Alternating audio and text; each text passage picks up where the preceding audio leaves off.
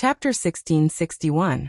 Yun Yeching did not hide anything from him and recounted in detail how, 7 years ago, the Yun family was facing bankruptcy and was burdened with debt.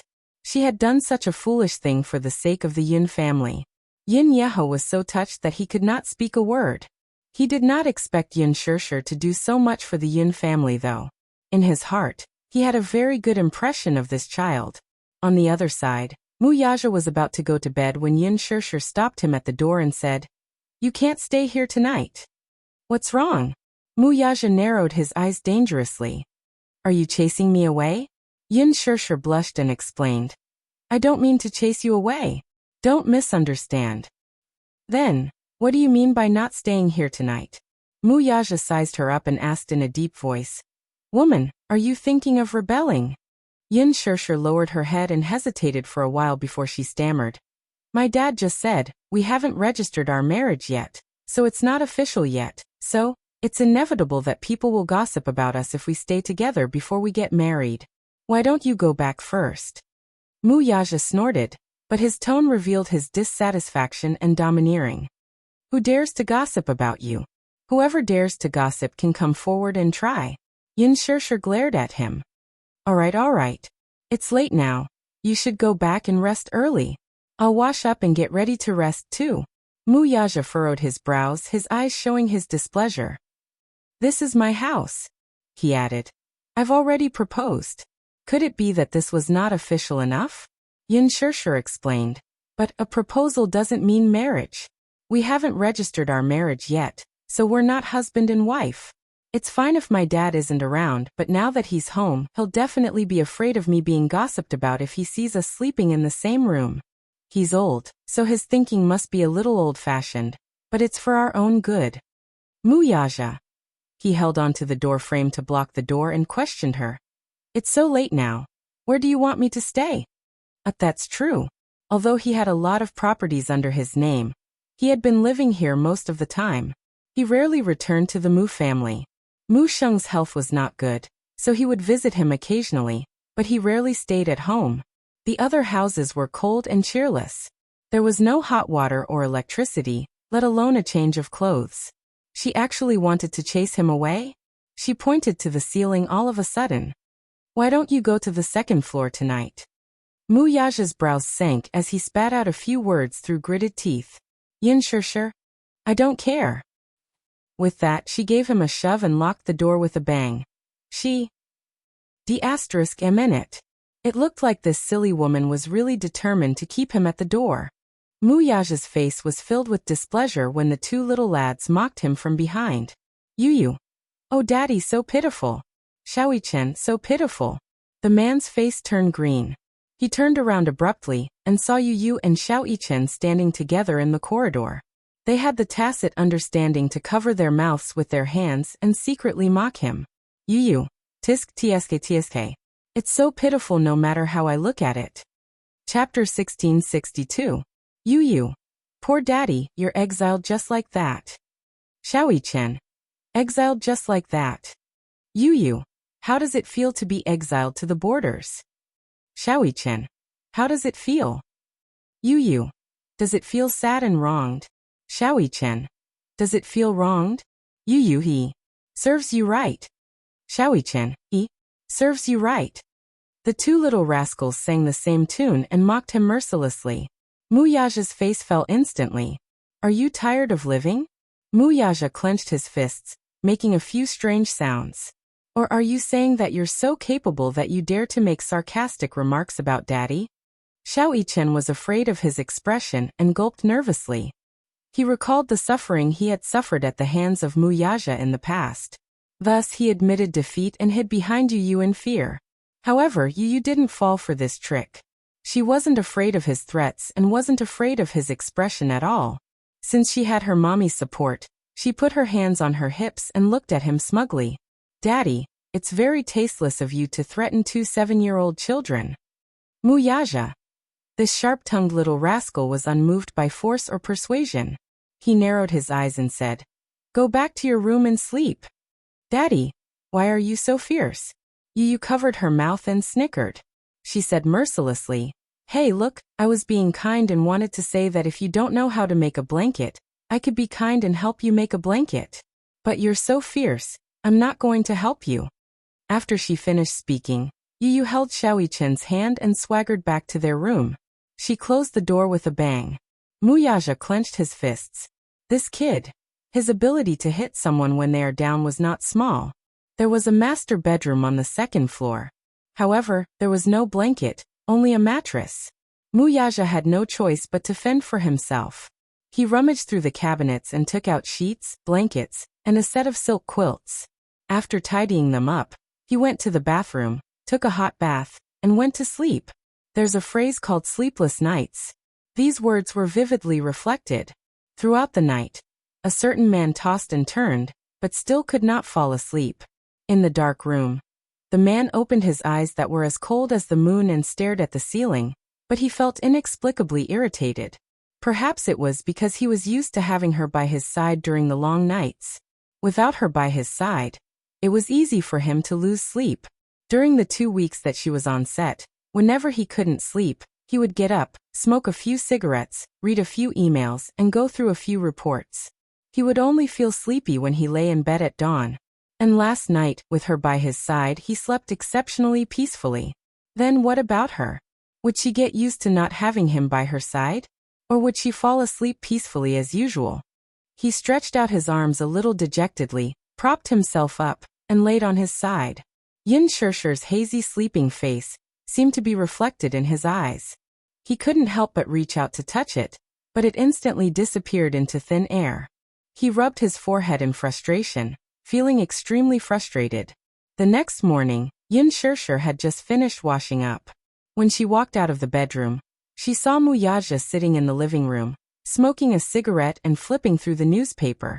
He leaned against the sofa lazily. His neat black hair was slightly messed up by the morning breeze outside the window, covering his pair of deep eyes. As a result, she couldn't see his expression clearly. She was stunned. "You're up so early?" When Muyaja heard her, he raised his head, put down the newspaper, and walked towards her.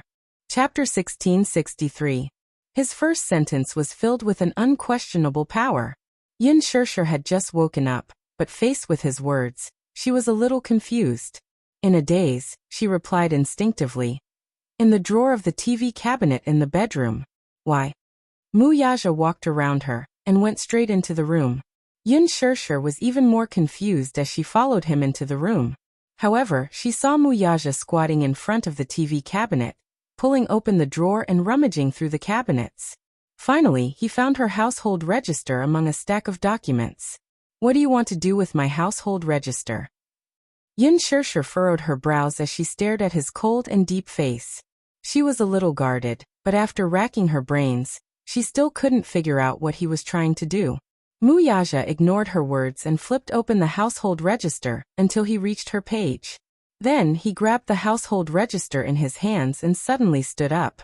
He was so tall and straight that it made the room seem small and narrow in an instant. Yin Shishir saw him holding the household register tightly, and was even more puzzled. She couldn't figure out what he was trying to do so mysteriously early in the morning. However, she saw him walk in front of her and get close to her. He lowered his head and asked, "Where is your identity card?" It's in my wallet." Yin Shishir didn't understand, but she still answered obediently. "Where is your wallet?" Yin Shishir blinked. In the glove compartment of the car." Muyaja suddenly grabbed her and walked out of the door in big strides. Yin Shishir struggled for a while and asked with furrowed brows, "Muyaja, you're being so mysterious early in the morning. I can't figure out what you're trying to do." "Follow me." Yin Shishir was stunned and asked in confusion, "Follow you where?" He turned his head abruptly and stared into her eyes as he enunciated each word clearly. "I proposed to you, HM?" Yin Shishir nodded her head belatedly. "Yeah, you promised me." "And?" Muyaja said again, but his handsome eyes flashed with a touch of light. Yin Shishir pursed her lips, but there was a hint of shyness on her face. She didn't know whether to laugh or cry as she said, "Why are you asking this? I don't understand the meaning behind your words. Answer me first." Muyaja paused. His tone was so strong that no one dared to defy him. You promised me him? Yes. Yes. Yin Shirshir was stunned. She felt that the man standing in front of her seemed to be possessed early in the morning. When she woke up, she saw him sitting on the sofa, flipping through the newspaper. She saw that he looked a little tired, but she couldn't figure out when he had slept last night. Hearing this, Muyaja suddenly gave a deep smile and raised his brow elegantly, forming a beautiful crease between his brows. Then follow me. With that said, he held her hand and was about to walk out of the door. His strides were extremely long, and he walked with his head held high, as if he couldn't wait to do something. Yin Shirshir found it difficult to keep up with him. She stumbled and staggered a few steps. She said in annoyance, "What exactly is it?" "To the Civil Affairs Bureau." These 4 short words made Yin Shirshir completely confused. What? Civil Affairs Bureau. Perhaps his decision came too suddenly, so she was stunned for a long time. Suddenly, she asked a question very foolishly. "Why are we going to the Civil Affairs Bureau?" Chapter 1664. Her question was simply too silly. Muyaja lost his cool at once. With a playful look in his eyes, he could not help but ask, "Register our marriage?" What else could they do at the Civil Affairs Bureau? Yin Shirshir gaped in shock. This was such a sudden decision that she was completely unprepared. Hence, when Muyaja said the words "register our marriage," she was left with nothing but shock and confusion. She wasn't ready yet. It was so sudden. She was completely unprepared for it. "What's wrong?" Muyaja saw her hesitant look and narrowed his handsome eyes slightly in displeasure. "You're not willing?" Yin Shirshir immediately replied, "No, I'm not unwilling." "Then why do you have such an expression?" Yin Shirshir answered truthfully, "I'm not ready." She suddenly thought of something and asked quizzically, "Have you checked the almanac?" "The almanac?" Muyaja raised a brow. Yin Shirshir smiled. "You might not know common sense. Although we're only registering our marriage and not holding an official wedding, we still have to check the almanac to register our marriage. If it says that today isn't a good day to get married, then it means that it's not a good day to register our marriage." Muyaja, however, curled his lips. "I've already checked it." Yin Shirshir was even more dumbfounded. He knows how to check the almanac."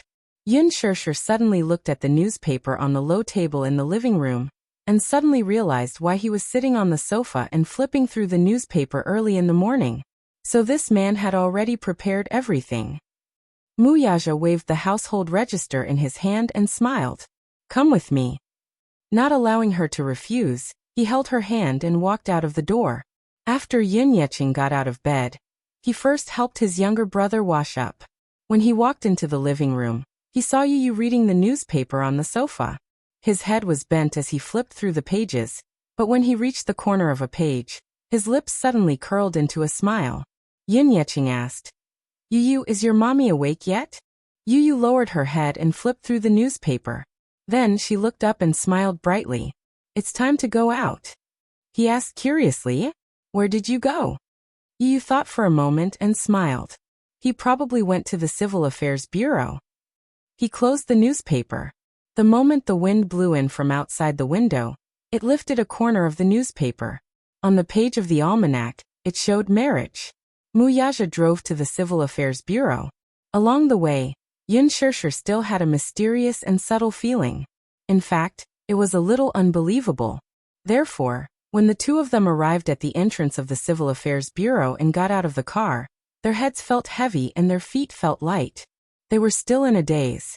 She had an inexplicable feeling.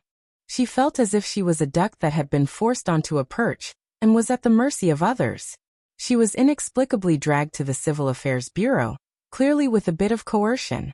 Although the marriage partner standing next to her was handsome and had a prominent family background, and just 2 days ago, he had proposed to her, and she had gladly accepted. If it were any other woman, she would be so happy that she would be on cloud 9. However, perhaps it was because he was too sudden and overbearing that she felt as if she was being coerced. She did not know where this impulse of his came from, but it was like a whirlwind that caught her off guard. Could she regret it? Yin Shirshir thought with tears streaming down her face. Chapter 1665. It wasn't that Yun Shirshir wasn't looking forward to the marriage. It was just that it was too rushed, and it made her feel unreal. When they were queuing up to register, Yun Shirshir only felt that there was a dark cloud above her head. Lightning flashed and thunder rumbled from time to time. The strong wind blew and messed her up. She sat on the chair as if her soul had left her body and she didn't look human at all. Her dispirited state was a stark contrast to the group of happy young couples around her. Muyaja sat beside her and quietly flipped through a financial magazine. His handsome side profile attracted countless envious gazes. It was just that. Everyone glanced at the woman beside him with tears on her face, and their hearts broke out in cold sweat. Was this a forced marriage? No matter how they looked at it, she didn't look like someone who was here to register their marriage willingly. But if it was a forced marriage, from their point of view, it was more reasonable for the man to be the one being forced into the marriage. They couldn't help but be puzzled. Today was probably a good day as there seemed to be a lot of people who came to register their marriage at the Civil Affairs Bureau. Yun Shirshir was wearing sunglasses and was fully armed to avoid the inquisitive gazes of the crowd. Perhaps it was because most of the young people who came to register their marriage were immersed in joy. Hence they didn't notice the subtle atmosphere between Yun Shirshir and Muyaja. She was in a daze when she suddenly heard some movement beside her. Turning her head, she saw Muyaja slowly getting up. She looked at him suspiciously, not knowing what he was going to do. Could it be that he was going back on his word? Or could it be that he also realized that marriage was such a solemn matter and shouldn't be decided so hastily on a whim? Muyaja glanced at her and said plainly, "The ID card is in the car. I'll go get it. Wait for me here." Her hopes were dashed. Yun Shirshir nodded woodenly. After he walked away, a woman beside her curiously leaned over and asked excitedly, "He's your man?" "Guess." Yun Shirshir wore her sunglasses and gave an ambiguous answer. "You should be here to register your marriage." When Yun Shirshir heard this, the corners of her mouth turned down and she didn't seem to be happy about registering their marriage. The woman exclaimed, "I see that you and that handsome guy are both very young. It seems like you're here to get your marriage certificate. But looking at your expression, it seems like you're here to register a divorce." Yun Shirshir was speechless. The reason why the woman said that was probably because she looked like a resentful woman who had been abandoned. The woman's eyes lit up. "However, your man is really handsome. At first glance, I thought it was a movie star. You're even more handsome than movie stars." The man sitting next to the woman was a little unhappy. Hey, your husband is sitting next to you. How dare you praise another man in front of me?" The woman immediately hugged his arm coquettishly. Hee, of course you're the most handsome in my heart." The two people in front of her were flirting with each other happily. Yun Shirshir was caught off guard and was fed a mouthful of dog food. The correct way to get a marriage certificate should be like this. But just now, Muyaja had been sitting next to her without saying a word. His eyes were like torches as he stared at the service counter with a serious expression. He didn't have the sweetness of a young couple registering their marriage at all. The more she thought about it, the more bitter Yun Shirshir felt. She lowered her head silently. Chapter 1666. Yun Shirshir looked up and tried to smile. "He's the one who's about to enter the marriage grave with me." The woman was speechless. She mumbled, "Why do you make such a happy thing sound so tragic?" How can it not be tragic? If she was bullied by him in the future, it would be perfectly justifiable. That man is marrying you. You've made a fortune. Isn't there a saying that marriage is the grave of love? Then do you know what it's called if you're not married? Yun Shirshir asked curiously. What? If you're not married, it's called abandoning your corpse in the wilderness. Yun Shirshir was amused by her. "You mean, I have to be grateful?" The woman smiled and was about to say something when her gaze suddenly turned behind him. She looked up slightly in surprise. Yun Shirshir felt a chill run down her spine. She turned her head woodenly and saw Muyaja standing behind her. He was sizing her up coldly. "Did you have a good chat?" Muyaja sat down beside her and raised his eyebrows. Yun Shirshir couldn't help but shiver. It was all right. She didn't say anything bad about him, did she? Here's the main point. Muyaja stared at her and asked unkindly, "Do you think that marrying me is the same as entering the grave?" Yin Shirshir shook her head. The woman reached out her hand to him in a friendly manner and interrupted them. She said happily, "Hello. This handsome guy." Muyaja looked coldly at her outstretched hand. He looked down indifferently and said indifferently, "Do we know each other?" Her enthusiasm was instantly extinguished after being splashed with a bucket of cold water. She retracted her hand resentfully and shrank into her man's arm. She thought to herself, "No wonder the girl doesn't want to marry you. She was so fierce to him. She was being forced to marry him." Perhaps it was because Muyaja was sitting next to her, but Yin Shirshir's back was straight and her back was straight. She was like a primary school student who was in class for the first time. She stared straight ahead without moving. Muyaja glanced at her indifferently, an inch closer to her ear. His voice was strangely gentle. "Are you very unwilling to marry me, hm?" This voice was so gentle that it made one's hair stand on end. Yin Shirshir was slightly stunned and her heart trembled. Answer me." Yin Shirshir immediately lifted her head and answered matter-of-factly, "I'm willing. Of course I'm willing." "Really?" "Absolutely, from the bottom of my heart." The conversation between the two of them attracted a lot of attention. Everyone looked at them curiously, thinking that this newlywed couple was very interesting.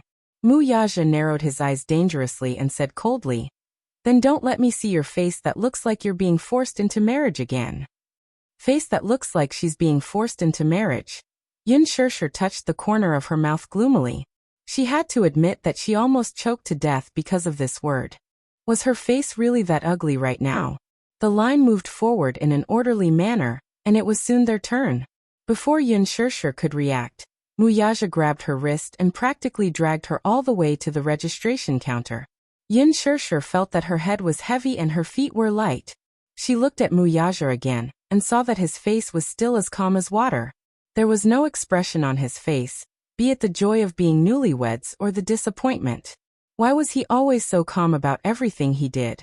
Chapter 1667. Muyaja had put in a lot of effort. Everything was ready and they just needed to take a photo and stamp it. After the photo was taken, the two of them sat at the reception desk. The woman looked up at Yin Shirshir and felt a little strange. She wondered if the two of them were willing to get married. However, she didn't want to be a busybody. Just as she was about to hit the stamp, she saw Yin Shirshir suddenly jump up like a little puppy. She held the woman's hand that was holding the stamp tightly and shouted, "Wait!" After she said that, the staff was shocked by her. They looked up blankly and stared at her blankly. After a while they asked blankly, What's the matter?" See, it was indeed a forced marriage. Was there a need to be so shocked? Only then did Yin Shirshir realize what she had done. Blinking her eyes, she suddenly felt a chill run down her spine and shuddered. She turned around stiffly and saw that a certain man's face was ashen and extremely gloomy. Her roar attracted everyone's attention. They stared curiously at the couple and began to whisper to each other. "It's over, it's all over now." Earlier on, she had grabbed her hand subconsciously. She didn't know why, but when she saw that the stamp was about to hit the stamp, her heart was filled with curses. She didn't know what was wrong with her. She was so agitated that her hand slipped. "What's the matter, female comrade? Why aren't you talking?" Yin Shirshir reacted and looked at the man beside her. Suddenly she asked seriously, "Have you thought it through?" Muyaja's expression changed. "Have you thought it through and decided that you want to be with me for the rest of your life?" She probably didn't feel safe. Happiness seemed to have fallen from the sky. She was so worried about her gains and losses that she was trembling with fear, and didn't even dare to stretch out her hand to catch it. Muyaja frowned. "Are you regretting it? This damned woman." When he proposed to her, she had clearly agreed. Was she regretting it now? Yin Shirshir smiled bitterly. "I'm afraid that you'll regret it." She was afraid that she would lose her happiness after having it. She was afraid that if such a day came, she would feel as if it was the end of the world. The staff member was speechless. Her hand that was about to hit the stamp froze in midair. Muyaja stared at her face and suddenly smiled deeply. He hugged her shoulders and kissed her passionately on the lips. Their breaths touched. As he kissed her, he pressed his lips against hers and said word by word, "I've never regretted the things I've done." Yin Shirshir's heart trembled. She was so happy that she felt numb. Was this a promise to her in disguise? The staff member was caught off guard and was a little hurt. So she asked again, "Are you still planning to get married?" Not. The two of them looked at her and spoke in unison. The staff member was dumbfounded once more. "I'm sorry, sister. I was just afraid that the stamp wouldn't be dark enough." Yin Shirshir smiled and pushed the stamp over. She finally had the sweetness of a newlywed. "Dip it in more. Be a glorious witness for us."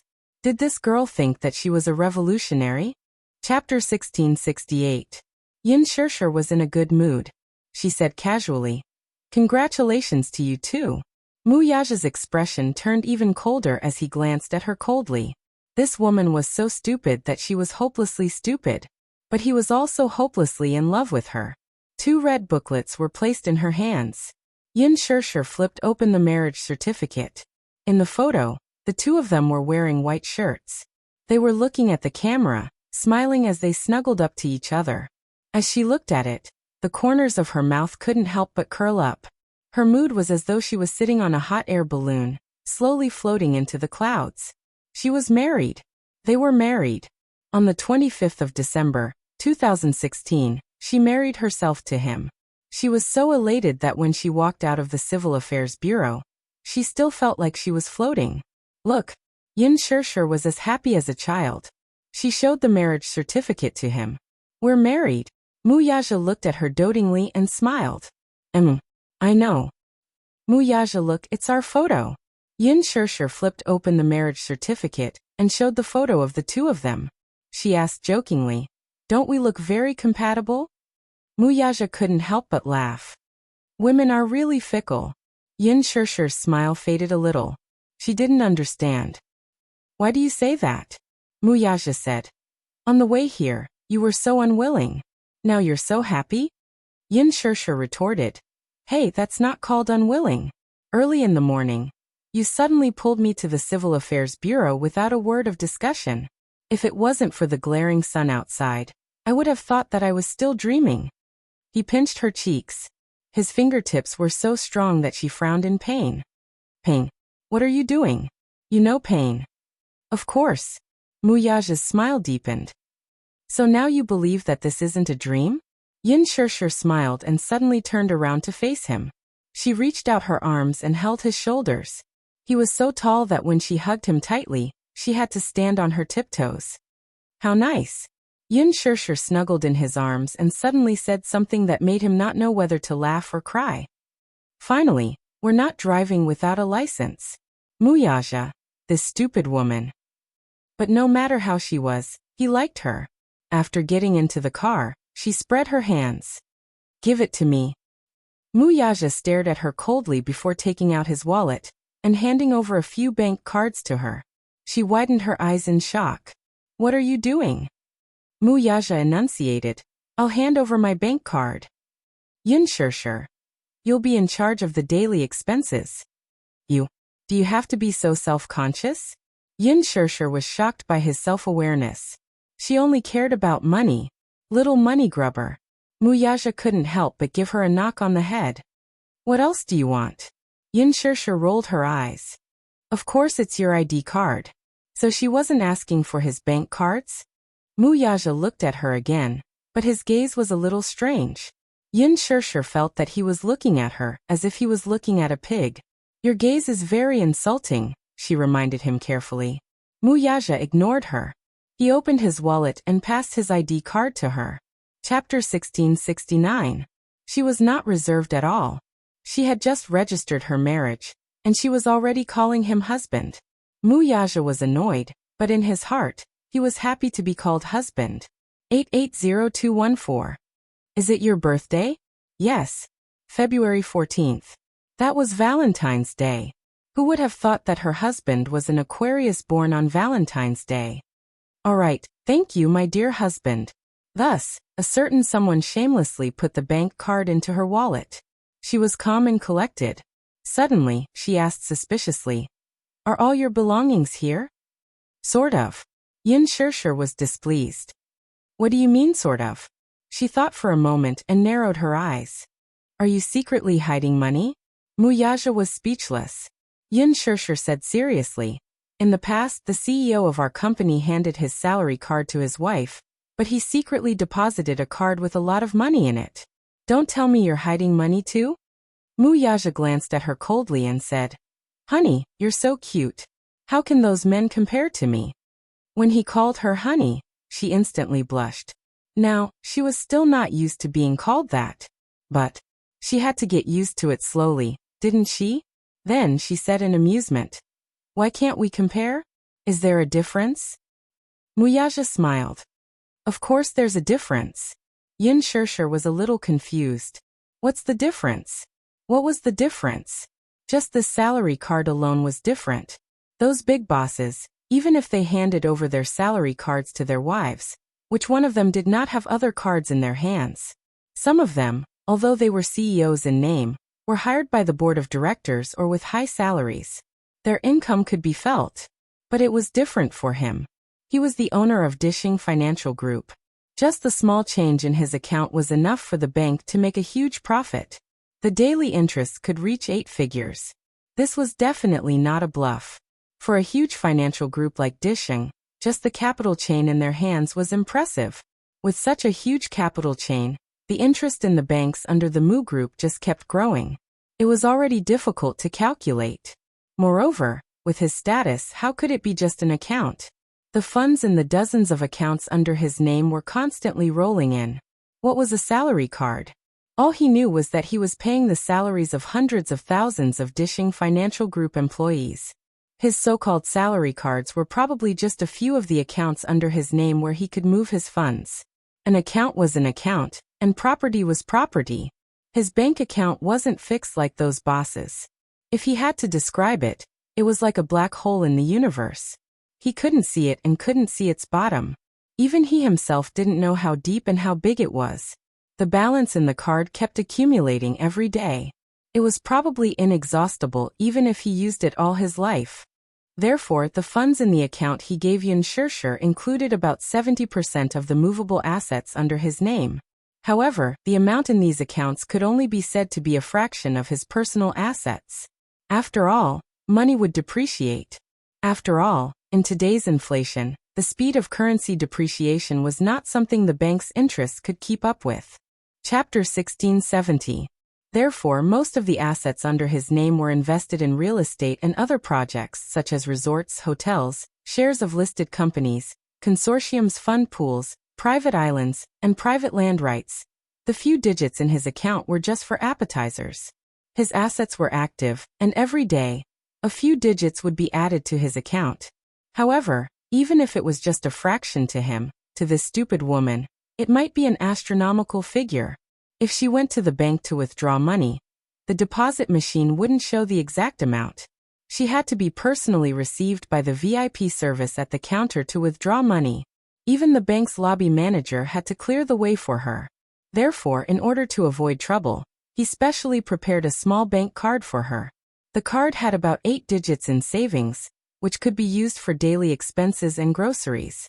If Yun Shirshir knew that her beloved husband had prepared an 8-digit bank card for her to use to buy groceries, she would be so angry that she would vomit blood. Poor stupid woman. At this moment, she was thinking in her heart. If she tied his bank card to a shopping website, wouldn't she be able to buy without worrying about the account balance being insufficient? If Mu Yaja knew that she was only capable of this, he would be so angry that he would vomit blood. Perhaps this was the part where the two of them needed to get used to each other the most. Yun Shirshir had lived a hard life since she was young. She wished that she could break $1 into $2 to use. Where she could save, she scrimped and saved. She would never be extravagant or wasteful. The biggest temptation of acting was probably the high income. Acting in a show, A-list celebrities could earn hundreds of thousands to millions of dollars per episode. Although it was tough, if they were successful, the glory and benefits that came with it were also very tempting. However, in her eyes, hundreds of thousands was already considered a lot. In Mu Yaja's eyes, it was beneath contempt. He had lived in such an environment since he was young, so he was almost numb to the concept of money. They were like people from two different worlds. In Yun Shirshir's eyes, Those few thousands of dollars of wages that were calculative over every ounce were nothing in his eyes. If she knew that he could easily buy an economically developed first-tier city with his ability, how would she feel? If she knew that he could buy 2 countries, would this woman be petrified from shock? She didn't seem to have estimated his net worth at all. She also didn't seem to know what the Mu Group meant. His woman didn't know how terrifying her man was. He was clearly a heavenly dragon, but in her heart, she felt that he was no different from a snake on the ground. This had made him a little depressed. At first, she acted as if she didn't care about him no matter how rich he was. At that time, he thought she was an idiot. Slowly, he began to suspect that this woman was pretending to be a pig to eat the tiger. She was very scheming and shrewd. It was not until later that he realized that she was an idiot. She was different from those women who were good at scheming. She might be a little stupid, but he liked her pure and unadulterated personality even more. Yin Shirshir didn't know what he was thinking. Suddenly, she nudged him with her elbow. "You didn't regret handing over your bank card?" Muyaja smiled but didn't say anything. She threatened. "Don't blame me when I squander all your money." Chapter 1671. It just so happens that I lack a woman who can squander my family fortune for me. Muyaja's lips curled up. His eyes were conceited and domineering, with a hint of domineering indulgence. Man. He had built this Mu empire just so that one day, his woman and child could live a happy and prosperous life. Other than that, even if he had shocking power, it was meaningless. Yin Shirshir was a little overwhelmed by his domineering words. She had only heard men say this before. "I lack a woman who can run the house diligently for me." But she had never heard a man say this in such a bold manner. "I lack a woman who can squander my family fortune for me." He said this naturally because he had the confidence to do so. Yin Shirshir could not help but want to pour cold water on him. She giggled and said jokingly, I don't believe you when you say this now." He was puzzled. "Why?" Yin Shirshir said seriously, "If you dare to say this before Singles Day, then you are a real man." Muyaja was speechless. This stupid woman. Muyaja stared at her face with a deep gaze. Yin Shirshir saw his gaze and raised her eyebrows as if she was provoking him. "Why? Am I right? No matter when I dare to say such words." Muyaja liked how she acted like a clown. He could not help but pinch her cheeks and smile. "If you have the ability, squander my money." He did not believe that she would lose more than he earned. Yin Shirshir smiled and pretended to be a clown as she leaned closer to him. She held his arm and giggled. "Tycoon, if you are so rich, do you lack pendants on your legs?" "Nope." Yin Shirshir's smile disappeared, and she pretended to be wronged as she stared at him. Unexpectedly, he leaned closer to her and stared into her eyes. He said teasingly, "I lack a place in my heart. Do you want it?" His voice was so charming and his breath was like orchids. His warm breath brushed against her cheeks. His ambiguous words of love made her blush and her heart beat faster. However, he rarely said sweet nothings. Occasionally he would say a sentence, but it was impossible to resist. Yin Shirshir's face instantly turned as red as blood. It was unbelievably hot. She seemed to be shy so easily. Even if she didn't express it, the blush on her face betrayed her. Her skin was extremely fair. Thus, at this moment, the flush on her face was simply unable to conceal her helplessness and shyness. Yin Shirshir suddenly thought of something. She looked up and asked curiously, "Hey, I want to ask you, why did you suddenly drag me to the Civil Affairs Bureau to get our marriage certificate?" "Hello?" Muyaja raised his eyebrows slightly. Clearly, he was dissatisfied with the way she addressed him. "Honey, pay attention to your words. What should you call me?" Yin Shirshir blushed again. She didn't seem to be able to adapt so quickly. She knitted her brows. Under his deep gaze, she said shyly, "Han, hubby." Muyaja raised his eyebrows in relief. Clearly, this form of address was even more pleasing to the ear. "Call me that again." Yin Shirshir was like a child who was learning how to speak. She lowered her head slightly and consolidated her revision under his guidance. "Hubby, you're too soft. Hubby, be gentler." Yin Shirshir cleared her throat and said softly, "Hubby." Chapter 1672. In the next second, the man suddenly came up to her, his large palm firmly holding the back of her neck. In the next second, his warm thin lips covered hers. He didn't take her by force. It was just a simple kiss. He covered her small pink lips and couldn't bear to move an inch. Their faces were very close. His eyes were half open, and his thick and long eyelashes were intertwined with hers. It was unbelievably intimate. They were so close that Yin Shirshir could only see a pair of deep and mesmerizing eyes with her eyes half open. They were endless. But they also seemed to be hiding a vast galaxy of stars, shining brightly. Anyone who looked at them would fall into that tenderness. She wondered if this man would pamper her. She felt that in front of him. She was being pampered and indulged like a little princess. It was as if in that broad embrace, she could do whatever she wanted.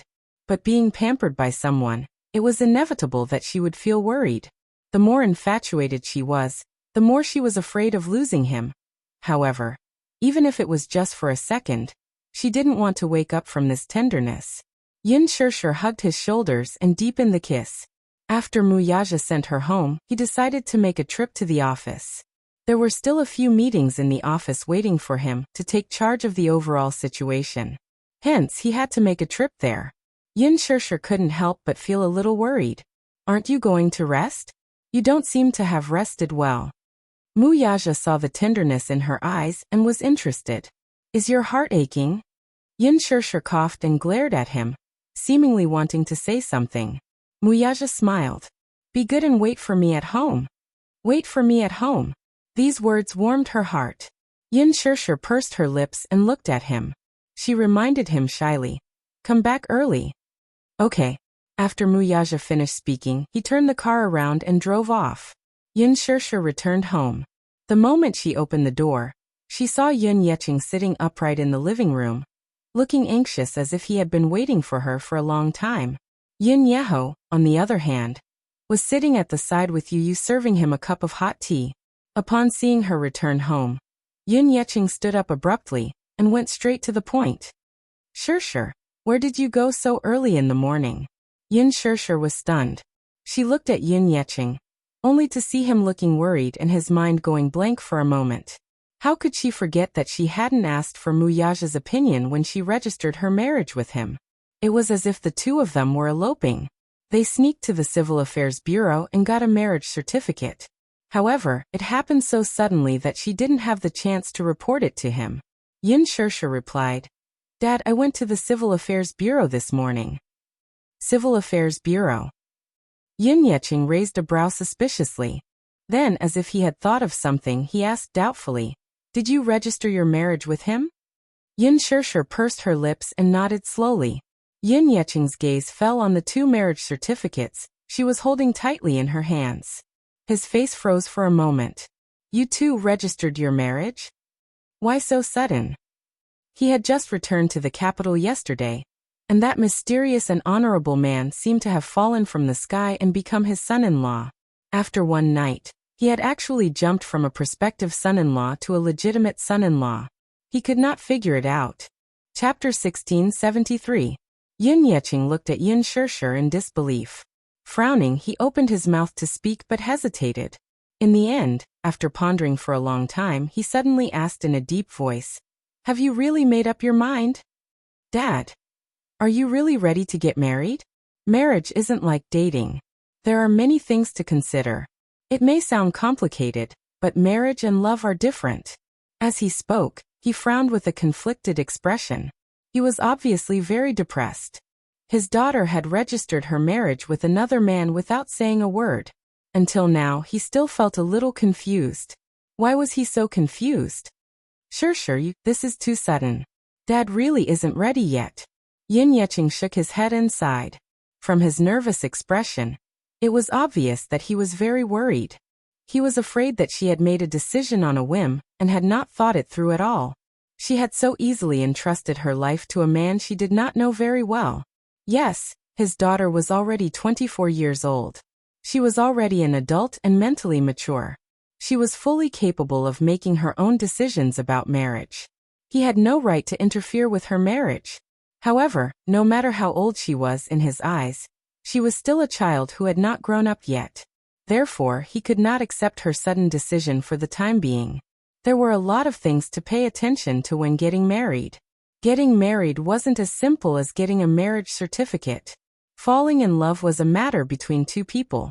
Marriage, on the other hand, was a matter between the man and the woman and the family.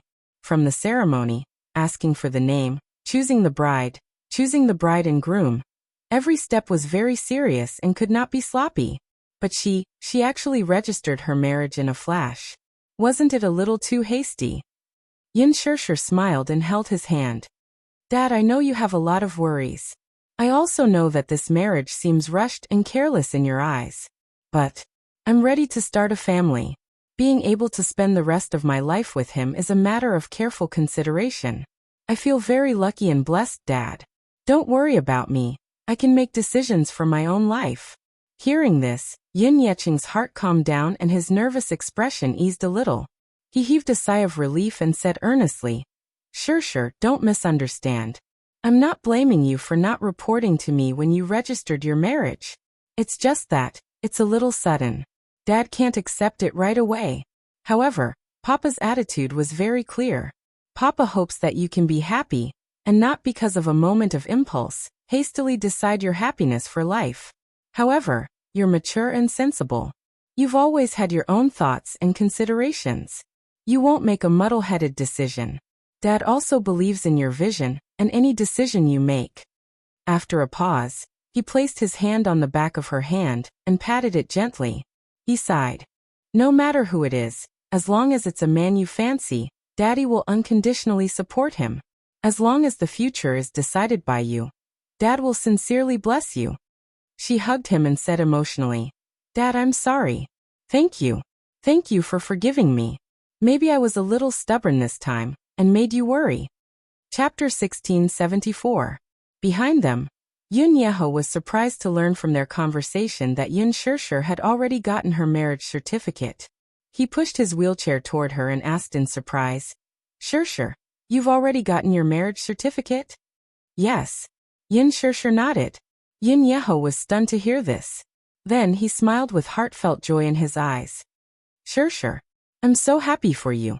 He turned around, only to see a complicated look on his father's face, which was filled with slight dissatisfaction. Brother, look at you. Why do you look like that? Shirshir has gotten her marriage certificate. It's a joyous occasion. This means that I'm in luck. It looks like I'll be able to attend Shirshir's wedding soon. After a pause, he shifted his gaze to Yin Shirshir and said, Shirshir, Uncle sincerely wishes you all the best. I hope that you'll live a happy life. Yin Shirshir was touched. Thank you, Uncle. Yin Yeqing asked, where is he? The he was referring to was probably Muyaja. Yin Shirshir replied, he still has work to do. He went to work after sending me home. Yin Tianyu and Xiao Yichen gathered around. The mischievous Xiao Yichen snatched the 2 marriage certificates from Yin Shirshir's hands and flipped through them with Yu. He then exclaimed exaggeratedly, Wow! Mommy is so beautiful. Daddy is so handsome. A handsome man and a beautiful woman. They're a match made in heaven. Yu glanced at him coldly and teased. Yo, Xiao Yichen, you're not simple at all. You've finally used 2 idioms correctly. That's praiseworthy. Xiao Yichen was greatly provoked. He straightened his back and said seriously, I'm a cultured person. Yu mercilessly displayed his unparalleled sharp-tongued skills. Xiao Yichen, since you're so thick-skinned, why don't you lend me some for the winter? Xiao Yichen's face instantly crumbled. He wanted to cry but had no tears. Yu, he was not as eloquent as Yu. In terms of bickering, he was completely at a disadvantage. Xiao Yichen was so angry that he was about to cry. Yu saw that he was about to cry and immediately comforted him. Don't lower your head, the crown will fall off. Don't cry, Yu will laugh. After saying that, a certain evil little munchkin even reached out his hand to rub Xiao Yichen's tender cheeks. Little Yichen looked at him innocently, letting him do whatever he wanted. Seeing the 2 children fooling around, Yin Yeqing and Yin Yeho could not help but laugh. Yin Shirshir could not stand it anymore. She grabbed Yu's little hand and slapped it twice. Yu, don't bully your brother. Xiao Yichen resentfully extended his little paw at her. Mommy. Yu snorted at the side. Xiao Yichen, you've grown up. Now you know how to act pitiful to gain sympathy? Umph. I'm not playing with you anymore. Xiao Yichen turned around with a look that said, I don't want to talk to you anymore. Yu Yu smiled helplessly and walked over. All right. Daddy and Mommy are registering their marriage today. Let's get along peacefully, okay? Really? Xiao Yichen turned around and stuck out his little finger. Okay. Pinky swear. After the family had lunch, Yun Shirshir drove to the hotel. Along the way, she asked Qin Zhou and Mu Shi to help her find a relatively quiet neighborhood where she could settle her siblings. Just as she arrived, she heard her daughter complaining. Shirshir, why are you only here now? Didn't you say that you'll pick us up in the morning? Chapter 1675. Yun Qingmiao probed from the side. Shirshir, don't tell me that you slept in early and couldn't get up. Yun Shirshir explained. I had something on earlier, so I came late. Xiang Yu, who had already changed her clothes, walked out of the room and asked, Have you arranged a house for us? She asked with a righteous tone, as if she were ordering her about like a servant, without the slightest bit of politeness or courtesy. Logically speaking, Yun Shirshir had no obligation to settle everything for them. Looking for a house was their own business, so there was no need for her to arrange everything for them. However, Yun Shirshir had done so for the sake of Yun Yeqing, and the fact that they were her distant relatives. Still, she felt that the woman's attitude was not polite at all.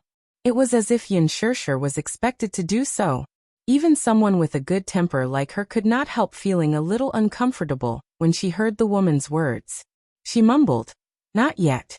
I've already asked a friend to look for a quieter neighborhood. I'll bring you guys over to take a look right away. Only then did the woman nod in satisfaction. All right. Yun Qingmiao and Yun Qinli exchanged glances before they suddenly asked Yun Shirshir, Is the house price in the capital expensive? It's all right. We just came to the capital not long ago, so we don't have much savings on us. Can you bear the rent for us first? We'll talk about it after we've established a foothold in the capital. Although she was negotiating with her, her tone did not sound like she was willing to negotiate at all. Yun Shirshir furrowed her brows but did not refuse. She had originally intended to bear the rent for them first, but the moment they said it, it sounded a little different. Still, Yun Shirshir was an introverted person. Even though she felt uncomfortable, she did not take issue with them. After they were done packing their luggage, Yun Shirshir paid for the room and drove them to the address Mu Shi had sent her. Along the way, Yun Qingmiao sat in the front passenger seat and leisurely browsed the passing scenery outside the window. In her boredom, she looked around the car when her gaze suddenly landed on Yun Shirshir. Finally, she caught sight of the dazzling diamond ring on the latter's ring finger, which was holding the steering wheel. It was a 1-carat pink diamond. Yun Qingmiao had heard that pink was a rare color among diamonds. Moreover, it was an exquisite 1-carat diamond. Hence, there was some incredulity in her eyes, but more than that, suspicion. Is this diamond ring real or fake? She asked suspiciously as she looked around. Yun Qinli's attention immediately. She followed Yun Qingmiao's gazes, and saw the eye-catching resplendent ring on Yun Shirshir's finger. Subconsciously he exclaimed, Wow! This diamond ring is so big. It's so bright that it doesn't seem real. Yun Shirshir smiled but did not say anything. At the side, Yun Qingmiao asked, Shirshir, is this diamond ring real or made of crystal? Yun Qinli answered matter-of-factly, It must be real. If it's not, it'll be very embarrassing to wear it on one's finger and be recognized by people who know. Still, I can't tell if it's real or fake, nor can I tell. Chapter 1676. After receiving Yun Shirshir's message, she quickly contacted a few houses, and was now waiting at the entrance of the neighborhood for quite some time. After parking the car, Yun Shirshir put on a mask and got out of the car. The assistant went up to her with a smile. Shirshir, are you not on set these few days? I heard that the director has arranged for you to rest since it's your birthday. Yun Qingmiao, who was listening at the side, raised a brow when she caught the hint. She asked in surprise, Set? Director? After a pause, she asked Yun Shirshir in shock. Shirshir, are you acting now? Yun Shirshir gave an ambiguous answer. You can say so. She was a little unhappy though. She felt that she was trying to hide something from her. Without giving her a chance to ask, Yun Shirshir said, "Let's go take a look at the houses first." With that, she stepped forward and quickly pulled her to the side. "Don't mention my identity, understand?" Mushi was also confused. "Shirshir, I'm the one who wants to ask you. Why do you want me to help you find a house for no reason?" Also, she looked at the mother-daughter trio behind Yun Shirshir and felt even more puzzled. Who are they? Yun Shirshir sighed. "Distant relatives.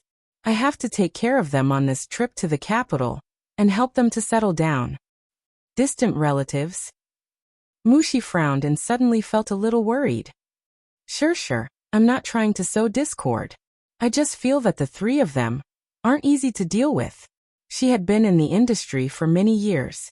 Although she was not a shrewd person, she had seen countless people.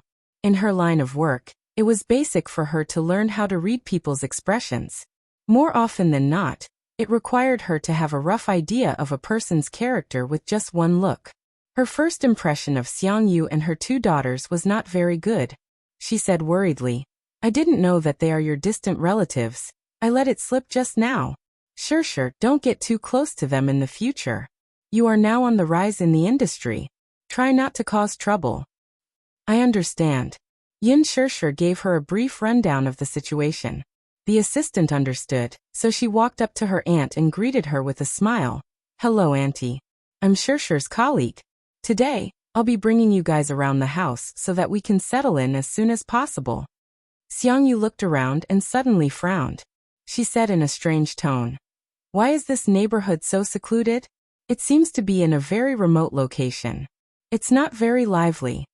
Mushi was speechless. "Auntie, it's like this. It's still daytime now, and everyone in the neighborhood is at work." "Oh." Xiang Yu was still a little worried. "Don't find me a house that's too remote. It'll be dangerous." How could that be? This place wasn't remote. Although it was a little far from the city center, the transportation routes were very convenient. There was a bus stop right outside the neighborhood. Not far away was the subway line 3, which went straight to the city center. It's not that remote. Mushi had put in a lot of effort in looking for a house, but the capital's housing prices were shocking after all. The closer it was to the city center, the more expensive it was. She was rather meticulous in her selection. Yin Shirshir was more assured with her handling the matter, so she brought the mother-daughter trio upstairs to look at the houses. However, when they looked at the houses, Yin Qingmiao and Yin Qinli started complaining. Chapter 1677. Forget about her fear of heights. She actually said that the house was too small. Mushi broke out in a cold sweat at the side. Of course, the house was small. This was an apartment building. Unlike the self-built houses in the countryside, the property prices here had always been high. Even after working for so long and saving up for so many years, she still could not save enough for the down payment of a house. It was the dream of many to be able to settle down in the capital. However, most people could only sigh at the sight of the rising property prices. Alas, Yin Qingmiao's casual remark was, "The house is really small. Buying a house like this would cost 2 to 3 million yuan." She actually said that it was small. Hence, she explained, the property prices in the capital are high.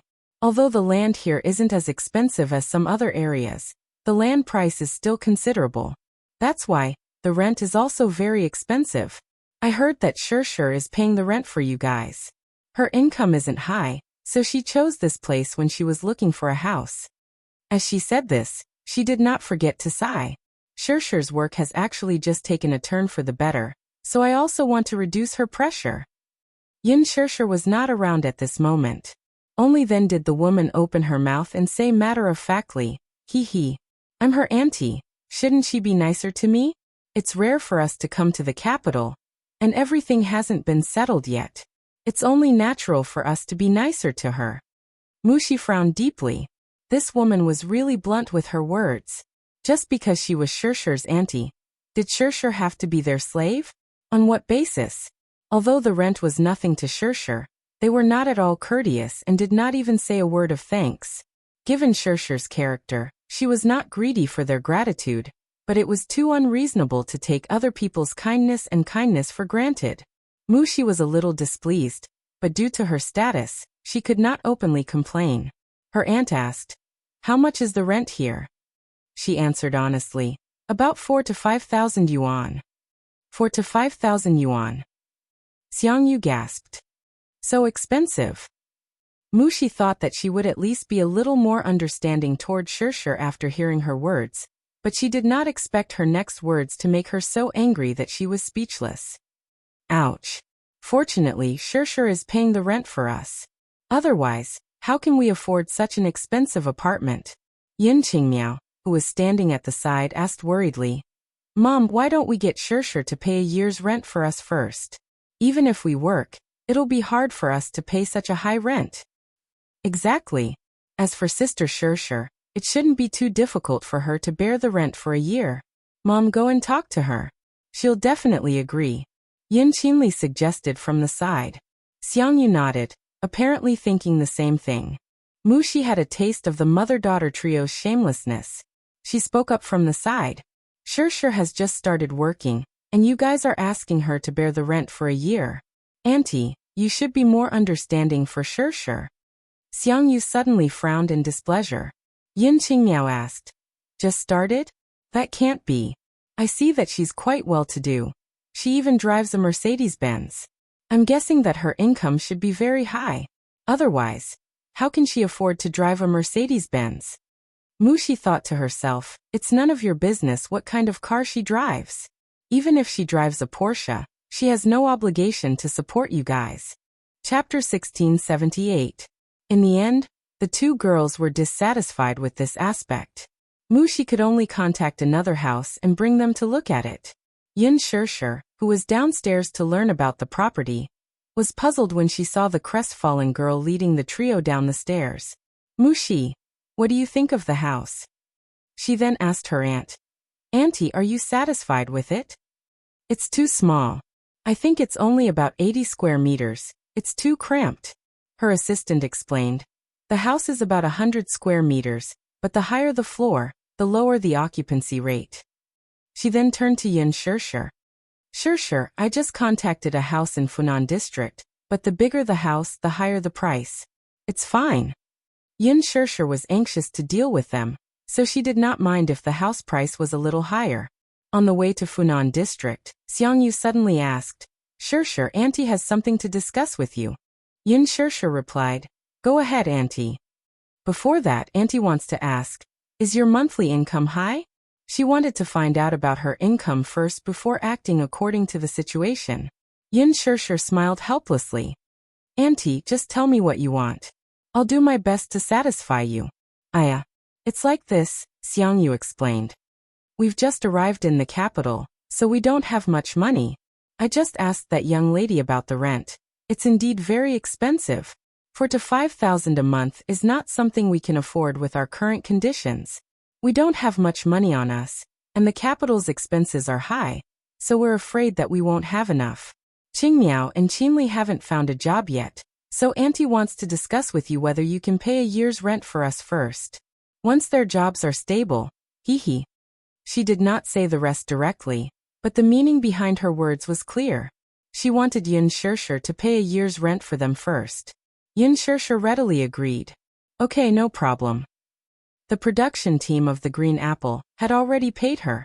Although it wasn't a lot and couldn't be compared to the first-tier brands, it was still a decent amount. Lin Fengtian treated her well, and paid her double the amount stated in the contract. She was pleasantly surprised and grateful to him, in addition to the remuneration from the advertising contract. Therefore, to her, 40 to 50,000 was not a big number.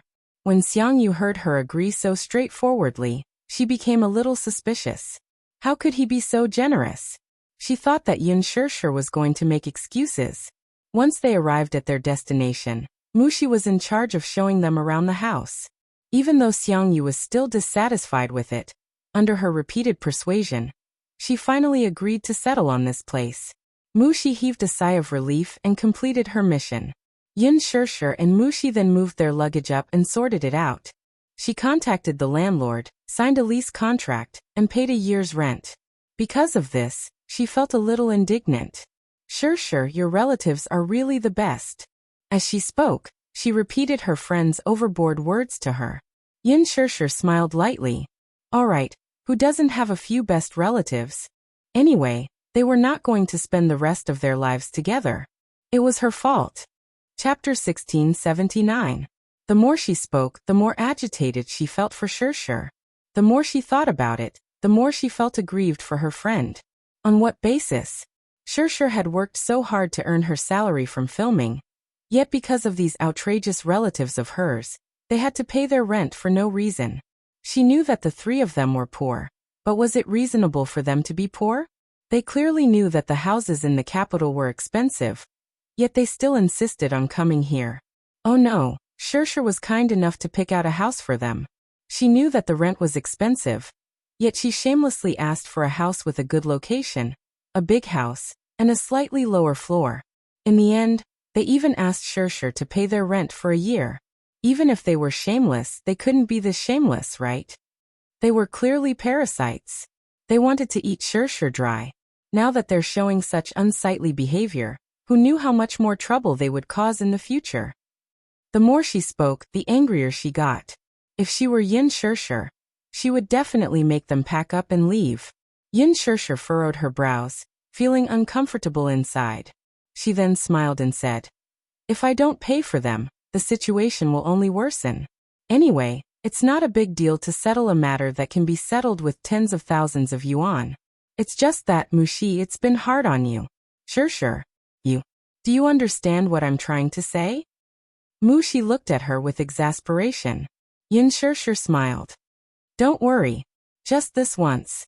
Anyway, I've paid their rent for a year, so it's considered as being extremely benevolent. In the future, let's not interact with each other as much as possible." Only then did the assistant nod her head. After paying the rent and signing the contract, this matter was more or less settled. However, just as Yin Shirshir and her assistant were about to leave, Xiangyu called out, "Shirshir, leave now."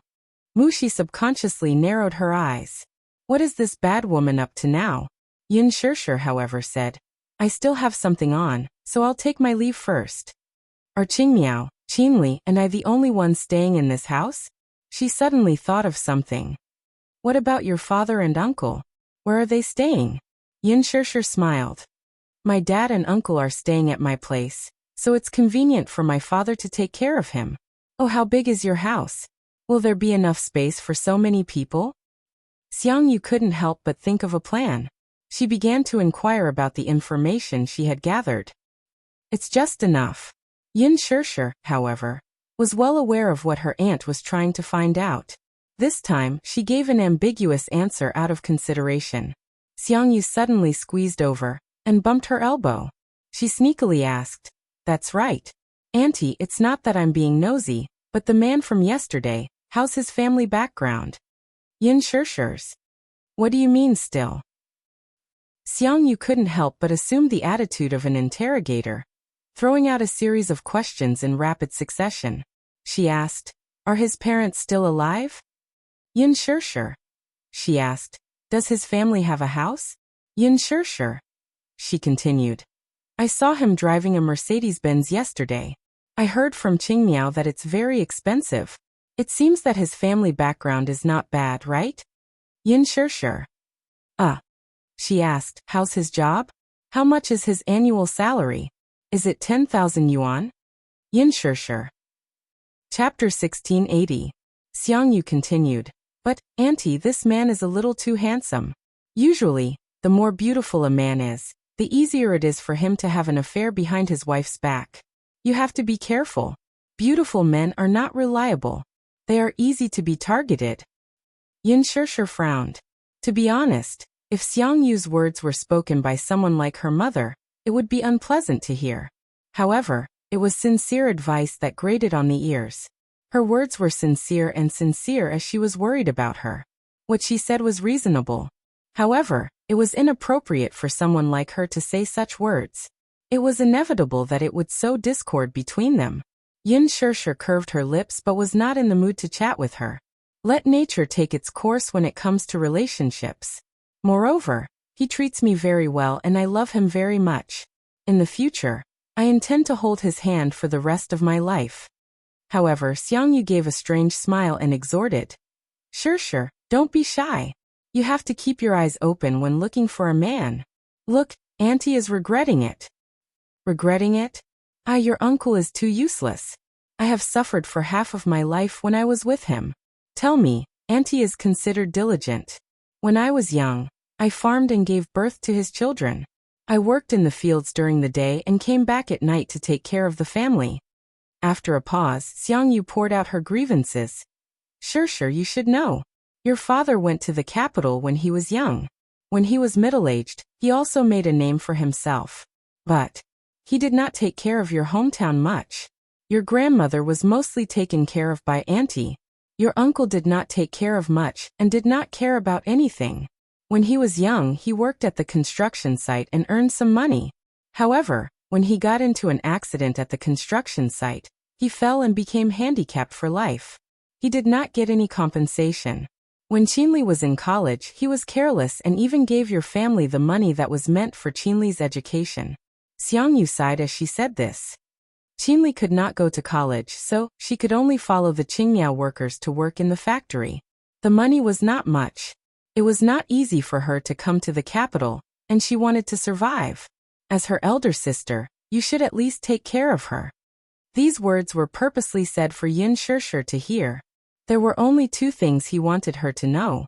First, her father did not fulfill his filial duties in the early years, and she was the one who took care of him. Secondly, Qinli could not attend university because Yun Yeho had given all his money to Yun Yeqing during the Yun family's most difficult time. Third, Qinli didn't go to college, so she had to take care of her younger sister and find her a stable job.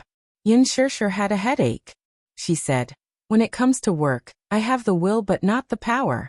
Auntie, you don't have to worry. The children and grandchildren will have their own fortune. Qinli just needs to work hard, and she will have her own development. On the side, Yin Qinli was a little unhappy when she heard this. She muttered, if it weren't for you guys, I would also be a university student. Why did you go to university and I didn't? I asked you to take care of me, but you refused. Qinli. Xiangyu glared at her.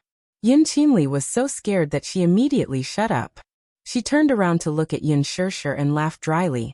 Shishir, don't take it to heart. Qinli is still young, don't bother with her. She was just saying this out of courtesy. Yin Shishir was also a little angry. She smiled and said, my younger sister is still young. Don't blame her. I won't take it to heart. Chapter 1681. Xiangyu's expression turned ugly as well. She actually suffered a loss at her hands. Yin Shishir put on a fake smile and said, I have something on, so I'll take my leave first. Goodbye. With that, she made to leave. Just as she stepped out of the door, Yin Qingmiao rushed out of the bedroom and grabbed Yin Shishir's arm, asking in a panic, Shishir, is my luggage in your car? Your luggage isn't in my car. With that, Yin Shishir raised a brow. What's the matter now? I'm missing a piece of luggage. I wonder if I dropped it somewhere. When Yin Qinli heard that, she immediately became nervous. Is it your black suitcase? Yes. My wallet is in there. There's 1,000 or 2,000 yuan in cash in there. She was on the verge of tears. Not only your wallet, but mine and the clothes I brought over. She was like an ant on a hot pan as she spoke. Did I bring it with me when I went to check out the rental? No. Could it be that you left it in the hotel? With that, she pleaded. Shishir, can you bring me back to the hotel to check if it's there? Yin Shishir replied. I still have something on later.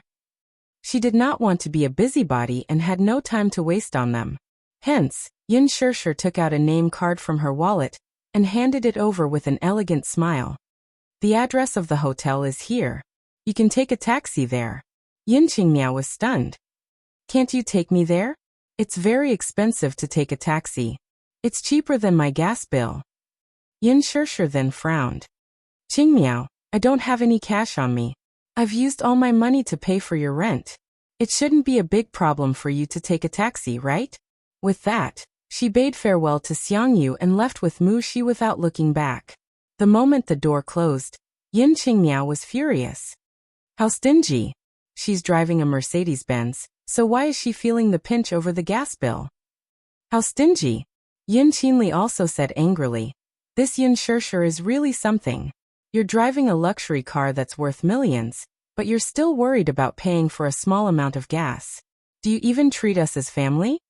Xiangyu. Alright. Stop talking so much. Tidy up the room first. There are some things we can talk about later. She was obviously very angry. She walked to the sofa at the side and picked up the lease contract to take a look. A year's worth of rent would be paid in full. She had a new understanding of Yin Shirshir. It seemed that this girl must have a lot of money on hand, right? He paid tens of thousands of yuan in one go without batting an eyelid. It seemed that he was rich. In the room, Yin Qingmiao and Yin Qinli were tidying up their clothes while whispering to each other. Qinli, did you hear Shirshir's friend mention it earlier? It seems like Wuxin said that Shirshir is filming with the crew. Sis, I heard it too. Do you think Yin Shirshir is an actress? I suspect so. Look at her. She's so generous, like a rich woman. She should have a lot of money on her. I heard that being an actress is very lucrative. Once you become famous, you can earn millions just by shooting a commercial. Yin Qinli was shocked speechless. Really? Really? When have I ever lied to you? Chapter 1682. If there's a chance, I'll ask her about it. If there's a chance, get me into the production team. Maybe one day, when I become famous, I'll be able to earn a lot of money, live in a big villa, and drive a Mercedes-Benz. Yin Qinli chuckled. She wanted to sit down and daydream. Yin Qingmiao threw a pillow at her. Enough. Tidy up your clothes. After the shareholders' meeting in Disheng, Mu Yaja had a video conference with the technical department of the American branch in his office. Afterward, he drove to Huanyu. Qinzhou had just finished his meeting when he bumped into him. Chairman Mu. Surprised, the manager could not help but feel a little suspicious. When he saw him, he immediately stood upright and meticulously. Hello, Chairman Mu. Where did the wind come from to bring such a rare and honorable guest to this place? Ever since the Mu Group acquired Huanyu, Mu Yaja, as the biggest boss behind the scenes, rarely showed his face in Huanyu. Huanyu's affairs were all handled by a few other senior executives. Now it was a little strange. Why did this big boss, who was always busy, have the time to patrol here? Could he be here to inspect the work? Qinzhou was scheming in his heart as he smiled respectfully. Ah, Chairman Mu, are you here to inspect the work? Mu Yaja stood in front of him with one hand in his trouser pocket and the other hanging naturally by his side. Behind him, however, stood a group of Huanyu's top management, who were all dressed in suits and leather shoes. His sudden inspection of Huanyu's headquarters had obviously caught them off guard, so they followed behind him fearfully and exchanged glances. What kind of wind had blown him here? Mu Yaja glanced at Qinzhou. Are you busy? No. Chairman Mu, I just finished a meeting here. After a pause, Qinzhou smiled. What brings you here, Chairman Mu? Show me Yin Shirshir's schedule. Hearing this, the smile on Qinzhou's face froze slightly. He roughly understood the purpose of his visit, so he respectfully welcomed him into the office. By the time Mu Yaja sat down on the sofa, a row of people was already standing at the door. Among them, several of Huanyu's higher-ups were trembling in fear as they approached him. Just as they were about to speak, he waved his hand and said with a cold face, "Get back to work." Yes. Chairman Mu, do you have any other instructions? The leader of the group had a fawning look on his face. Mu Yaja frowned and gave him a sidelong glance. Did you not understand what I said? Yes. Yes. I understand. I'll go back to work now. I won't disturb you any longer. After saying that, the people at the door immediately retreated, leaving the door empty.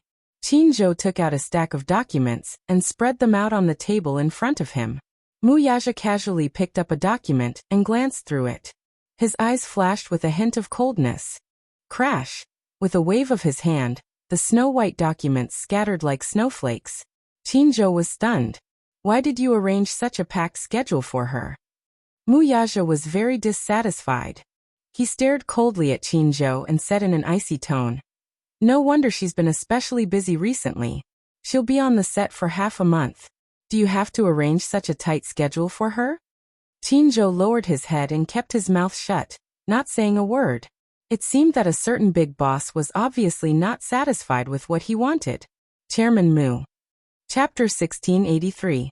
Chairman Mu, forgive me for being blunt, but Shirshir is a good actress. She is very talented, so I have great ambitions for her. I hope that she can become the youngest double Best Actress winner in history. Now that her career is on the rise, it is the busiest time. She still has a lot of free time, so I am also trying to adjust it.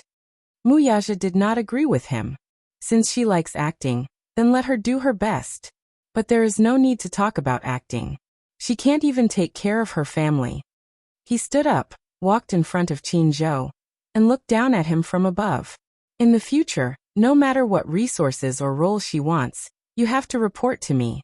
I will arrange it. Qin Zhou was stunned.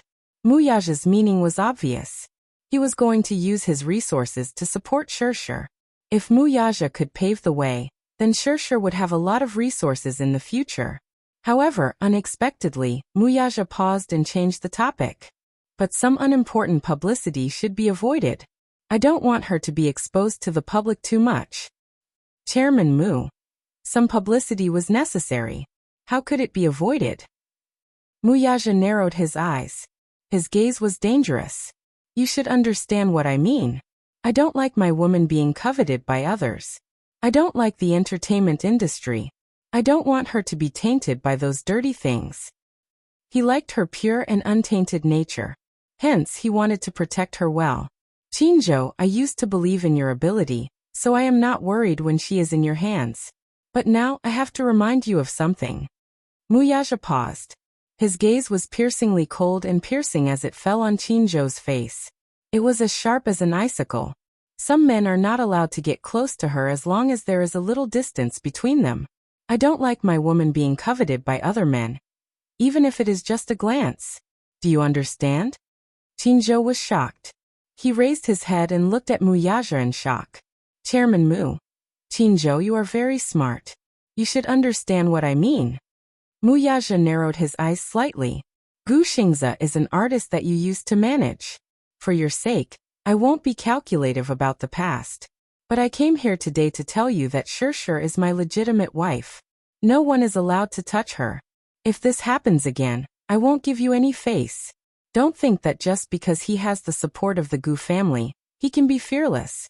How dare he try to go against me? He's not worthy. He did not want to waste any time on Gu Xingze. However, if Gu Xingze couldn't understand the situation and wanted to hit a rock with an egg, he might as well show him that there were some people he couldn't afford to offend. When it came to relationships, he especially cherished them. Especially when it came to Yin Shirshir. It was not easy for him to be able to be with her. He cherished her even more. At the same time, as a responsible man, he would not let her suffer any grievances. For her, he would remain loyal. But at the same time, he also hoped that she would cherish their marriage and their relationship. More than that, he did not want this relationship to be destroyed or disturbed by anyone. He had a serious obsession with cleanliness, both physically and mentally. Chapter 1684. As soon as Muyaja finished speaking, Qinzhou's eyes widened in shock as he stared at him in disbelief. What? Chairman Mu had just said that Shirshir was his legal wife. Could it be that they were already married? Why didn't he know about this? When did this happen? Why didn't Shirshir tell him about this? As Qinzhou's mind raced, Muyaja spoke again. Of course, I'm not referring to Gu Xingze alone. After a pause, his voice suddenly deepened. I heard that there's an artist with an extraordinary background in her crew. He seems to have some ulterior motives towards her. Who? Qinzhou instinctively asked. After a moment of silence, he realized something. Chairman Mu, are you talking about Huajin? Don't worry about this. I've already told Shirshir to stay away from Huajin. Huajin shouldn't cause trouble for her. Aha! Muyaja frowned. I heard that Huajin is causing trouble in the crew. I don't care about this, but if he provokes someone he shouldn't provoke. He couldn't just sit back and do nothing about this. Qinzhou was a little surprised when he heard this. He glanced at him cautiously and understood what he meant. Qinzhou had some idea about the role of Huajin. Qinzhou had inquired about him from various sources, and made up for his homework. It was said that Hua Jin debuted in the film and television industry with the stage name Hua Jin when he was 16 years old. With his outstanding looks, he quickly stood out in the industry. However, as a newcomer, Hua Jin didn't have many good resources. Most of the time, he was a supporting actor. He rarely had the chance to get a lead role. Although he was naturally good-looking and had good acting skills, he quickly gained a lot of fans. Later on, he won the male lead role in a TV drama. With that drama, his acting career skyrocketed. It was quite similar to Gu Xing's overnight popularity 10 years ago. However, it was said that he was able to win the male lead role in this drama because he had successfully used his character to enter the Beijing Circle. The entertainment industry was divided into 4 major circles: the Beijing Circle, Hong Kong Circle, Shanghai Circle, and Northeast Circle. Among them, the Beijing Circle was divided into 3 groups: Renyi Beijing Film Academy, and the Beijing Circle. The so-called Beijing Circle referred to the Beijing film and television industry. But anyone who could get into the Beijing Circle and make a name for themselves would not be able to cross the threshold without a financial backer behind them. It was said that the person behind Hua Jin was very mysterious and had a powerful background. Qin Zhou knew who that person was. In the entertainment industry, Hua Jin was known for being a playboy. He often got entangled with many female celebrities and had many ambiguous affairs with them. Every female lead actress who acted with him would have some scandals with him. No one could stop him from taking the initiative. He had a naturally enchanting face and was a classic handsome man. No matter which woman it was, they would be moved by his beauty and fall into his gentle trap. However, without exception, all the female stars who had entangled with him were quickly frozen or banned after filming that movie. They had disappeared from the circle since then. Among these female celebrities, there were also many who came from powerful backgrounds, but they were all banned with a single sentence. One could only imagine how much power the mysterious sugar daddy behind Hua Jin wielded in the capital's social circle. That was why no one, including Gu Xiaoyang, dared to offend him. Chapter 1685. However, unlike those actresses in the past, Yin Shishir did not try to avoid Hua Jin whenever possible. This, however, left him dissatisfied. It seemed that this woman would not let him be at ease after all. She can film in the production team in the future. However, you have to send her home once she's done. Do you understand? Mu Yaja reminded him. He was worried about leaving his woman in the production team. Qin Zhou hesitated for a moment, but eventually gave in and nodded. All right, I understand what you mean. I'll do as you say. I'll leave my woman's career to you, so you have to be careful. If she gets hurt again, I'll hold you responsible. Qin Zhou nodded repeatedly in agreement. Don't worry, Chairman Mu. I was careless in the past, but I'll take good care of her from now on. She loves acting and cherishes this job very much. Mu Yaja paused for a moment before continuing. If she wants to work behind the scenes in the future, you can pave the way for her in this aspect. When the time is right, she'll set up a film and television company. It'll be a good choice for you to take charge of the overall situation. Putting aside other aspects, Mu Yaja had high hopes for Qin Zhou's capabilities. If Yin Shishir decided to work behind the scenes and set up a film and television company in the future, Qin Zhou would be one of his generals. Feeling flattered, Qin Zhou smiled and said, It's my honor that Chairman Mu thinks so highly of me. I won't let you down. Yin Shishir drove home. Under Yin Yeqing's request, she made an appointment with a Chinese medicine specialist to send Yin Yeho to the hospital. When Yin Yeho was crippled back then, he did not receive any treatment and simply returned home to recuperate. After a diagnosis, the doctor regretfully expressed that if he could have gone to the hospital in time for surgery and undergone vigorous rehabilitation, there was still a chance for him to stand up again. However, after so many years, he was bedridden and the muscles in his legs had atrophied. From then on, there was no hope for him to stand up again. Hearing this, Yin Yeqing felt as if a knife was being twisted in his heart. He felt even more ashamed toward this younger brother of his. If it were not for him back then, if it weren't for the Yun family's mishap, Yin Yeho wouldn't have given him all his savings in order to help him, and he wouldn't have ended up crippled for life. According to the doctor, this kind of surgery was not very difficult. In the county, It would cost at most 30,000 yuan to cure the leg. However, after Yun Yeho was injured, the foreman ran away with the money and didn't get a single cent for compensation, nor did he get an explanation. After secretly giving all his savings to Yun Yecheng, he thought that his legs were useless, so he went home after a simple treatment. Apart from his legs, Yun Yecheng also did other checkups on his brother, and the report was only released the next day. Once they were out of the hospital and in the car, Yun Yecheng secretly wiped his tears sadly. As Yun Shishir steered the car, she caught sight of her father's gloomy face through the rearview mirror. She smiled and said, "Dad, don't be sad. Everything will be fine." "It's all because of me," Yun Yecheng sighed. "It's all because of me that his legs are crippled." "Brother, don't say that. Now that I can see that you and Shishir are doing well, I'm already satisfied." Yun Yeho gave a simple and honest smile, but his face revealed an honest and gratified smile. Yun Shishir had mixed feelings about this. Once they reached home, under the repeated pleas of Yun Yecheng and Yun Yeho, Yun Shishir drove them out to look for a house. Chapter 1686. However, Yun Yecheng said that since they were already married, they should not disturb them. Yun Yecheng planned to find a place to settle down first before finding a job to take care of Yun Yeho while earning money from his part-time job. He had already discussed this with Yun Shishir, so she could not reject him. His only request was that he had limited capabilities. After all, he had to take care of his son while working. When he was not at home, he hoped that Yun Shishir could find a nanny to take good care of him. Yun Shishir agreed to it. They found a dormitory not far from the factory. The rent was not high. After negotiating the contract, he insisted on paying the rent himself. It would not be too late to move the luggage tomorrow. On the way home he asked, "Shishir, since you've registered your marriage with him, when do you plan to get married?" Married meant that they were going to hold a wedding. He was obviously anxious for her when he asked for her opinion. Initially, he was a little skeptical, feeling that he could not see through the man's character. He did not know if the latter was sincere to his daughter, or if he was here to deceive her. As an elderly man, he was protective of his daughter, so it was natural for him to be suspicious.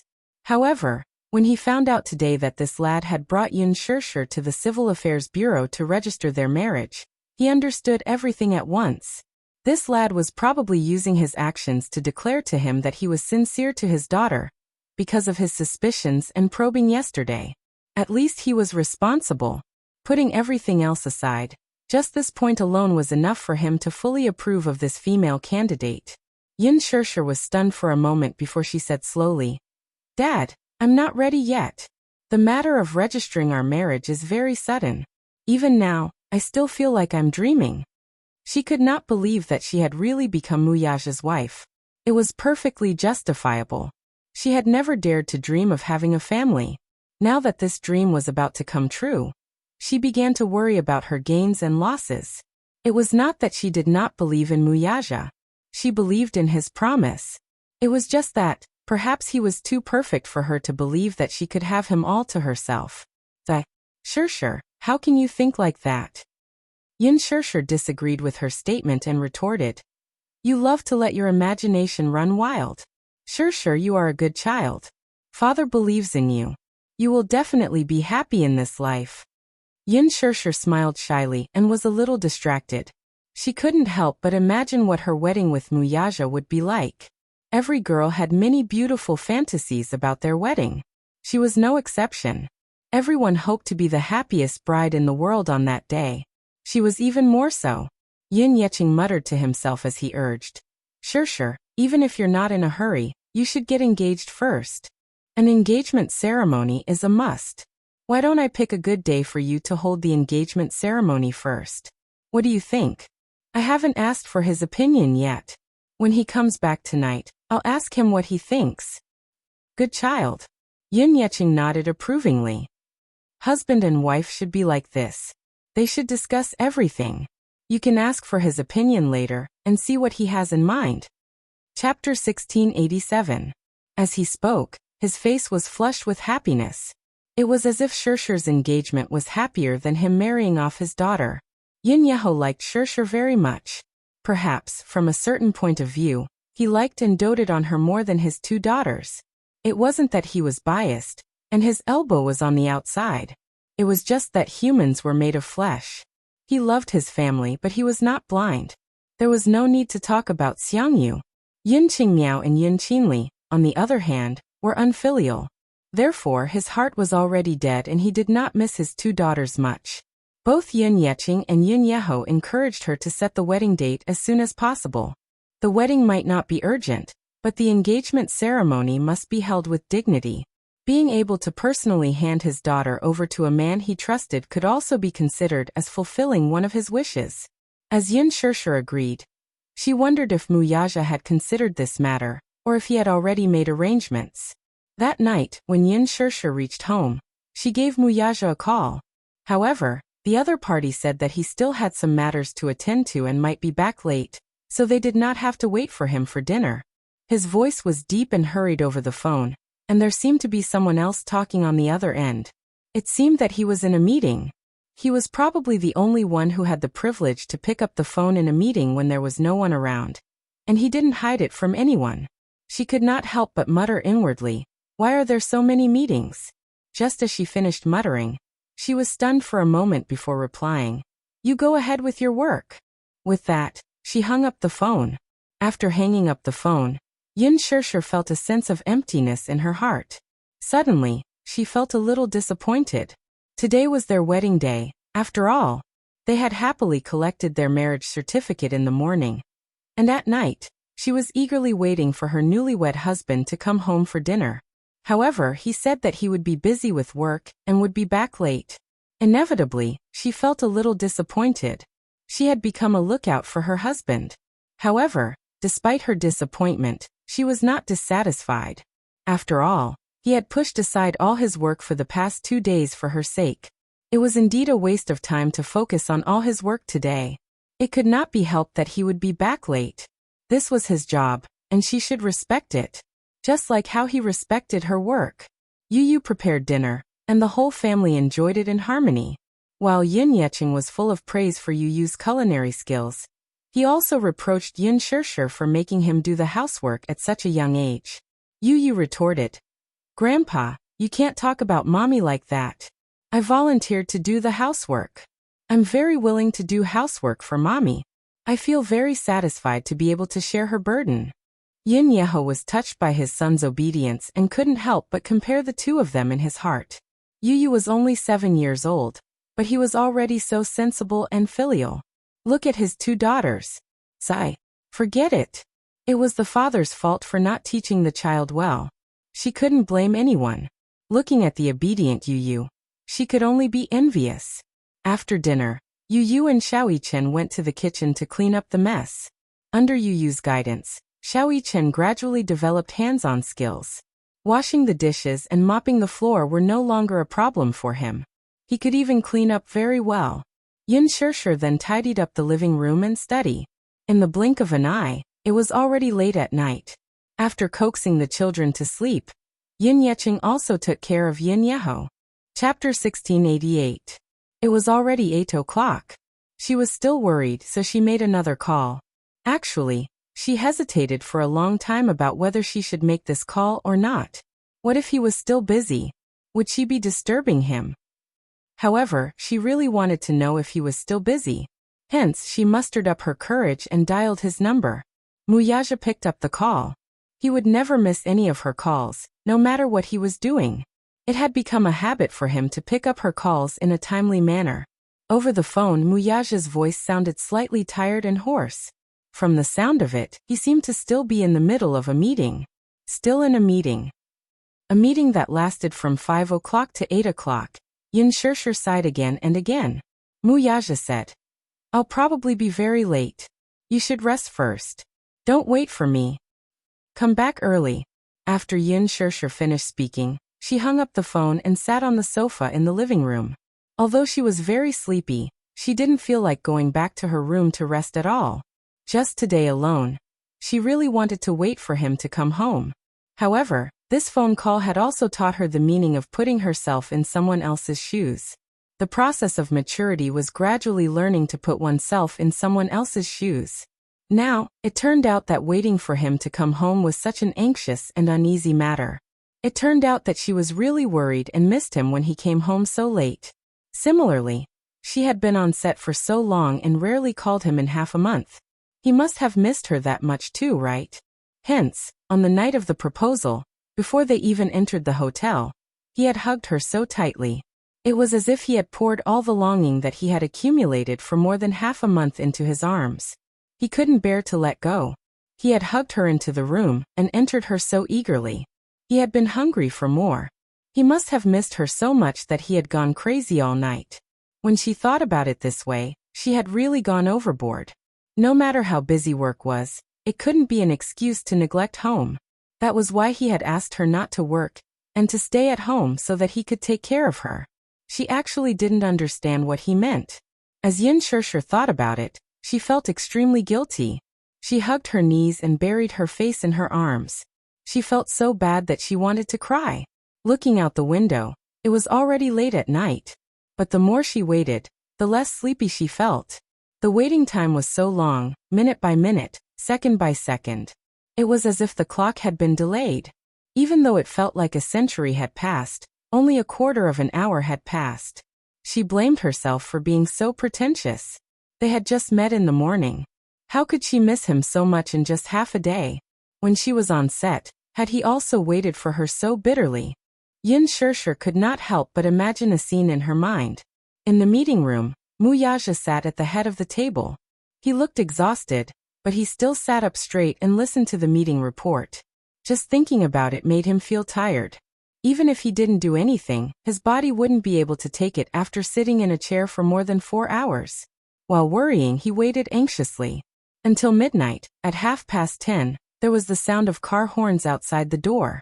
Then there was the sound of a car slowly parking in the garage. A few minutes later, when Muyaja opened the door and walked in, there was a light at the entrance. He threw the keys on the cabinet. Just as he took off his jacket and hung it on the hanger, the sound of his movements woke Yin Shirshir, who was dozing off on the sofa. "You're back?" Chapter 1689. Muyaja was stunned. He looked in the direction of the sound and turned on the lights in the living room. The lights in the living room lit up.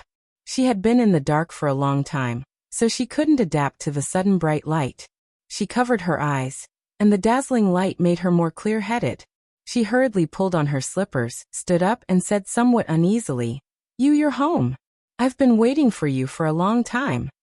Muyaja glanced at her. She seemed to have taken a shower. She was wearing thick pajamas and her hair was draped over her shoulders. Just by looking at her, he seemed to be able to smell the shower fragrance on her body. However, when he saw the tired look on her face, he was slightly angry. "Didn't I tell you to sleep first? I clearly told you that I'll be home very late." Yin Shirshir was shocked by him.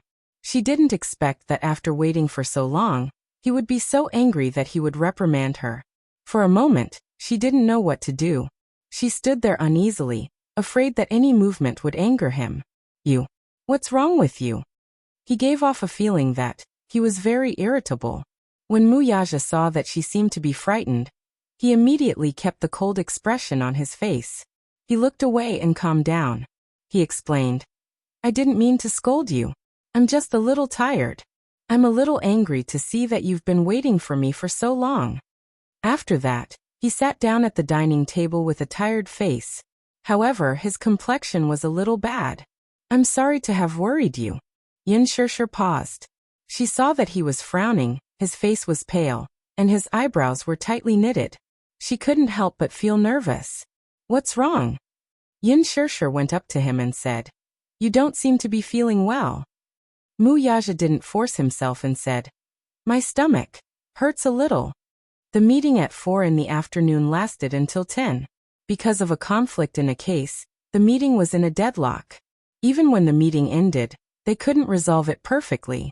For a full 6 hours, he still hadn't finished his meal.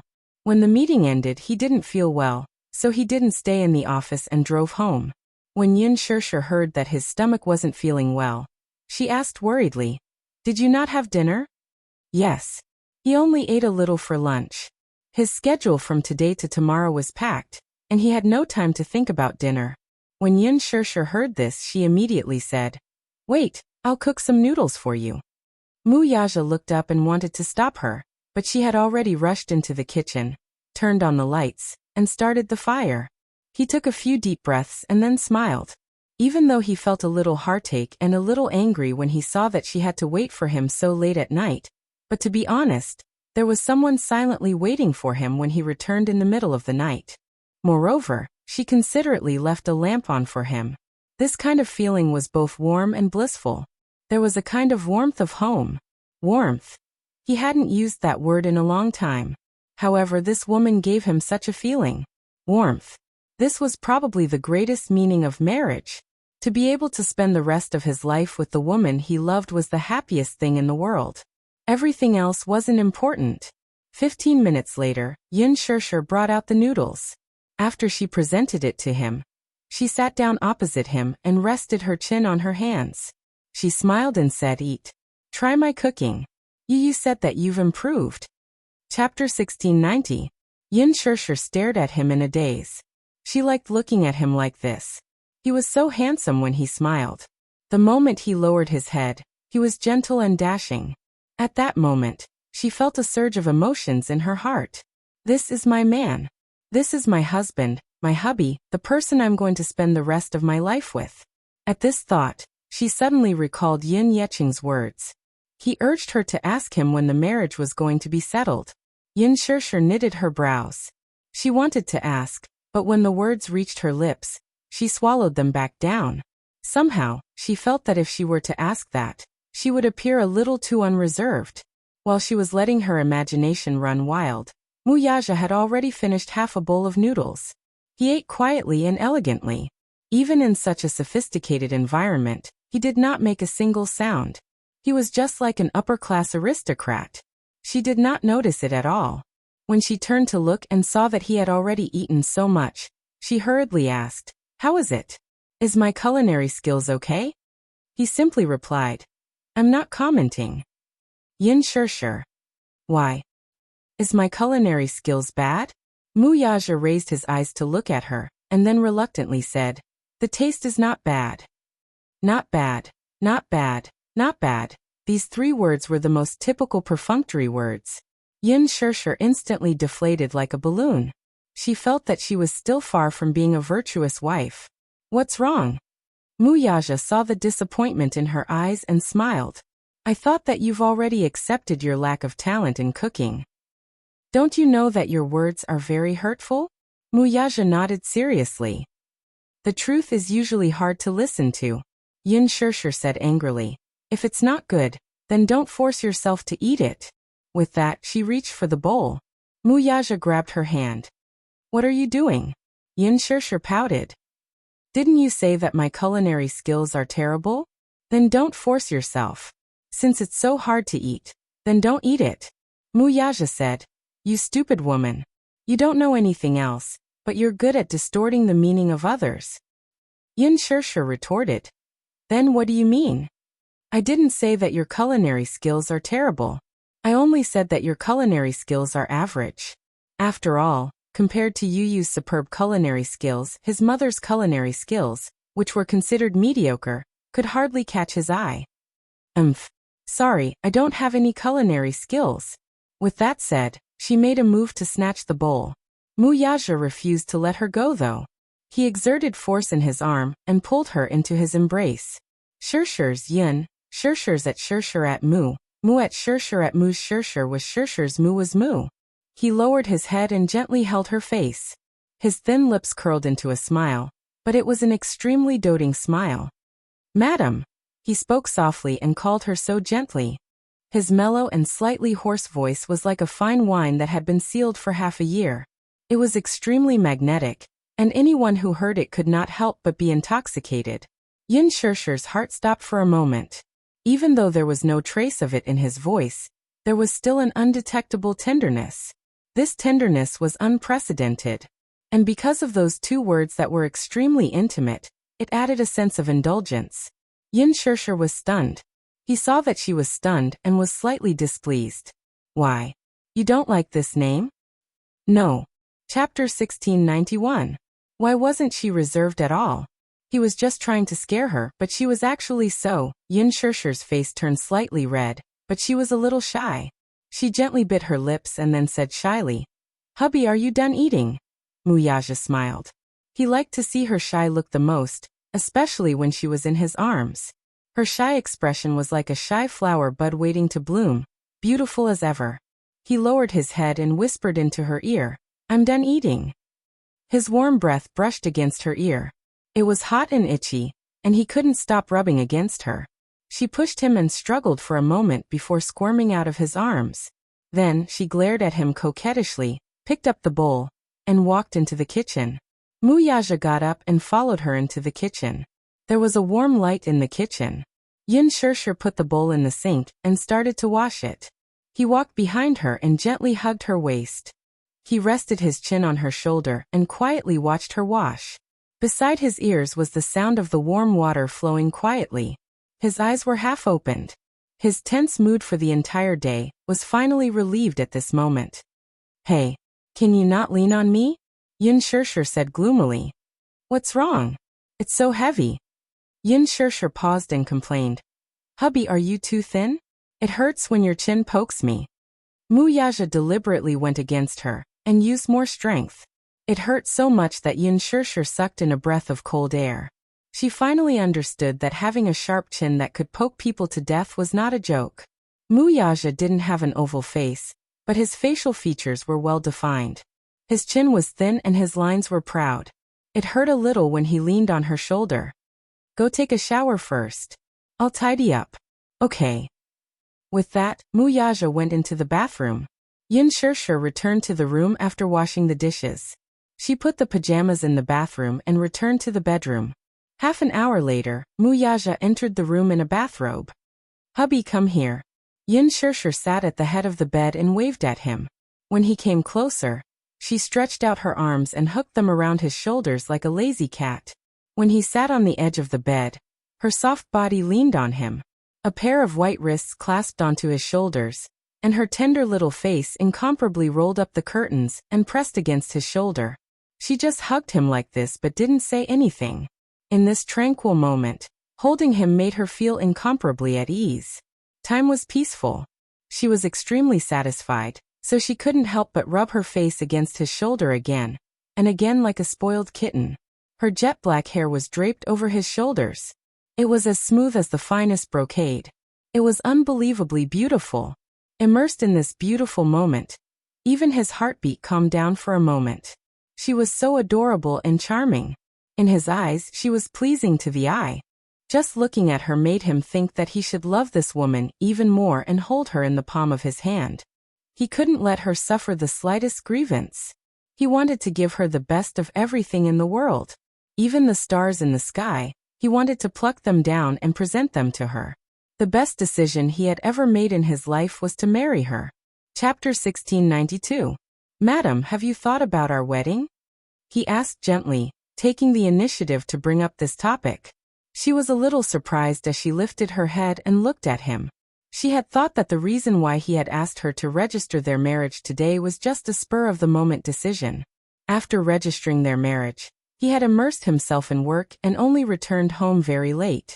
Hence, she had thought that he had thrown his thoughts about marriage to the back of his mind. Hearing him mention it, she was inevitably surprised. "Have you thought about it?" Muyaja nodded. After pondering for a moment, he said, "I have thought about it, but it's mainly based on your thoughts." My thoughts. Muyaja thought to himself, women will definitely want to have full control over their wedding. Girls will have many romantic fantasies about their weddings, so she will probably have a lot of ideas about it. In comparison, his romantic cells were really dead. He would rather take her opinion into consideration. Yin Shirshir asked, "My dad has been urging me to get engaged, but I'm actually not in a hurry for the wedding. Let's not prepare so hastily. What do you think?"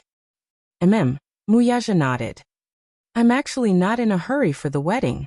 It's better to do it later." After a pause, as if he was afraid that she would misunderstand, he said, "Don't let your imagination run wild. The reason why I said that I'm not in a hurry is because I have my own considerations. Although registering our marriage is simple, there are many things that we have to pay attention to when it comes to our wedding. Our wedding must be grand, just like I promised you." On that day, I will announce to the world that you are my bride. Yin Shirshir was stunned for a moment. Her heart was slightly moved by his words. Mu Yaja lowered his head and gently kissed the corner of her lips. Following which he said, Shirshir, I promised you that I would give you the wedding of the century. Do you remember? I remember. I remember everything you said. Mu Yaja smiled slightly. Although the wedding is not in a hurry, there are 2 things that I will arrange as soon as possible. Yin Shirshir couldn't help feeling puzzled and asked curiously, what are the 2 things? The first one is an engagement. Mu Yaja continued. I already have a preliminary idea about the engagement ceremony. I plan to hold our engagement ceremony on the island. After all, I hoped that the engagement would not be disturbed by any media, and I did not want to make a big fuss and hold it with only relatives and friends. After the engagement ceremony, I will hold a press conference to announce our marriage. However, I will keep your identity a secret for the time being, and will not reveal it to the public. You're a public figure now. Announcing our marriage too early will only bring you unnecessary trouble. Do you understand? Yin Shirshir nodded in a daze. Even though she did not understand why he did this, she understood his decision. In fact, Mu Yaja couldn't wait to let the whole world know about their engagement. However, it was impossible. Firstly, he decided to arrange the engagement ceremony as soon as possible. After all, what she hoped for was to give her and her family an explanation. Secondly, if the engagement ceremony was held in the near future, then it would definitely cause a sensation in the Mu family and cause unnecessary trouble. Before he settled those troublesome people in the Mu family, he would not reveal her identity to the public. Chapter 1693. Then besides this, what's the other thing? She asked. Mu Yaja looked down at her and said slowly, I've decided to announce Yu's identity to the Mu family. As soon as he finished speaking, Yin Shirshir looked at him. Her eyes were filled with shock and surprise. Then there was a faint joy in her eyes. You've decided to announce his identity? Yes. Mu Yaja nodded. It's been 7 years. Since we're already married, I don't want to wait any longer. But then Yin Shirshir was a little worried. You said that you want to announce Yu's identity. I'm very happy. At least he can stand beside you openly and call you daddy without any qualms. He doesn't have to bear the title of an illegitimate son anymore. But if we announce Yu's identity to the Mu family, will they really accept him? They have to accept him whether they want to or not. There's no room for negotiation. Mu Yaja's tone was very firm. There was no room for negotiation. Yu is the heir that I've decided on. He's also the candidate to be the head of the Mu family. No one can question the person that I've decided on. His domineering style was undoubtedly reflected at this moment. Yin Shirshir was surprised, happy and touched. She seemed to have waited for this moment for too long. She was really happy for Yu to stand beside him as his son. That was great. Yu could finally call him daddy openly. Finally, he didn't have to be pointed at by other children and suspected of being an illegitimate son. But you said that Yu is the heir that you've decided on? Then what about Xiaoyi Chen? Xiaoyi Chen isn't suitable. Mu Yaja smiled but did not say anything. Yu was a business genius. She was smart and talented at such a young age. She was able to bring a toy company from the brink of death back to life and turn it into a business empire in just 2 years. This was truly shocking. Little Li Chen, on the other hand, was not just lacking in this aspect. There was no doubt that his talent in business was not as good as Yu's. Therefore, choosing Yu as the successor of Mu Group was a decision he had made after careful consideration. However, he suddenly thought of something. He frowned and said hesitantly, It's just that. I have no choice but to accommodate you. In the Mu Jia, I may not mention your identity for the time being. Let's keep the matter of our marriage a secret for now. Don't worry. Yin Shirshir thought for a moment and then smiled gently. I'm willing to wait for you. He had promised to give her a sensational wedding of the century. She believed him and was willing to wait for that day to come. She wasn't looking forward to the sensational wedding of the century. Instead, she was looking forward to the moment when she officially placed her hand in his palm as his bride. She was willing to wait. Moreover, she was still filming. It wouldn't be too late to arrange the wedding after her career had stabilized. Moreover, he had already proposed to her. The wedding wouldn't be too far away. She could afford to wait. Since she had decided to spend the rest of her life with him, she had to trust him unconditionally. Good girl. Muyaja kissed her eyebrows. He didn't hide the affection in his eyes. Chapter 1694. She smiled. Her eyes were like crescent moons, and they seemed to be filled with countless little stars. It was a mesmerizing sight. He hugged her and covered both of them with the blanket. Then he switched off the lights. He gently covered her body, and for the rest of the time, he let his body and mind sink into it. It was undeniable that Muyaja's actions were extremely decisive. The night before, he had promised Yun Shirshir that he would announce Yu Yu's identity to the Mu family. However, the next day he picked Yu Yu up from school and drove straight back to the Mu family's house. On the way, Yu Yu changed into a small suit. He wore a white shirt, black overalls, and an elegant blazer. He looked like a noble little gentleman. He sat in the car calmly. When he heard that Muyaja had decided to announce his identity to the Mu family, he agreed without hesitation. That was because he did not care about anything else. He was satisfied to be able to stand beside his daddy in a dignified manner. However, when the car slowly drove into the Mu family's house, his heartbeat suddenly became erratic. Yu Yu sat on Muyaja's lap and could not help but feel nervous. Will those people from the Mu family really approve of him? He was afraid that they would not. Everyone knew who he was. If his daddy announced his identity to those people, it would cause a huge uproar. Those sly old foxes in the Mu family were very scheming. Their internal interests were very complicated and involved a lot of things. What they cared about was not who he was, but who the woman behind him was. He was afraid that this time around, it would definitely be a bloodbath. It was not an exaggeration to say that it was a hangmen banquet. When the car stopped at the entrance, Muyaja carried him out of the car. However, he suddenly noticed that his son's eyes were a little blank.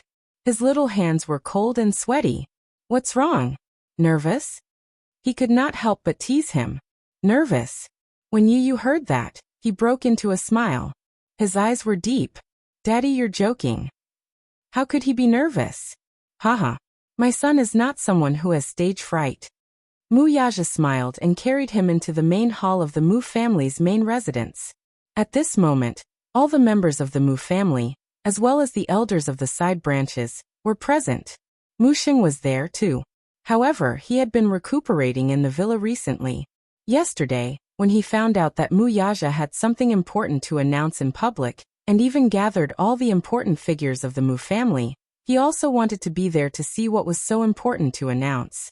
The members of the Mu family, who had been waiting anxiously for a long time, were originally gathered together and discussing animatedly. They didn't know why Muyaja suddenly gathered everyone. However, when they saw Muyaja carrying a little munchkin into the main hall, everyone was stunned. Xiaoyichen. Mu Shumin was the first to speak. She carefully observed the child for a while, but she felt that there was something wrong with this child. Mu Linfeng suddenly frowned and said in a deep voice, "This child isn't Mu Yichen." What? Mu Shumin, on the other hand, was taken aback. Her probing gaze then landed on Yu Yu once more. She sized him up from head to toe with her bewildered gaze, as if she wanted to stare right through him. Chapter 1695. These people, who had been in the center of power for many years and had been involved in bloodshed, were all very experienced. They might not be able to tell if it was the same person at first glance, but at second glance, they could tell that something was fishy. This little guy was obviously not Mu Yichen. Then could he be the child of the Mu family who had been left outside? They heard that his name was Yun Tianyu. Mu Shumin did not know about Yun Tianyu's matter. It was only after Mu Yanqing added a few words that she realized what was going on.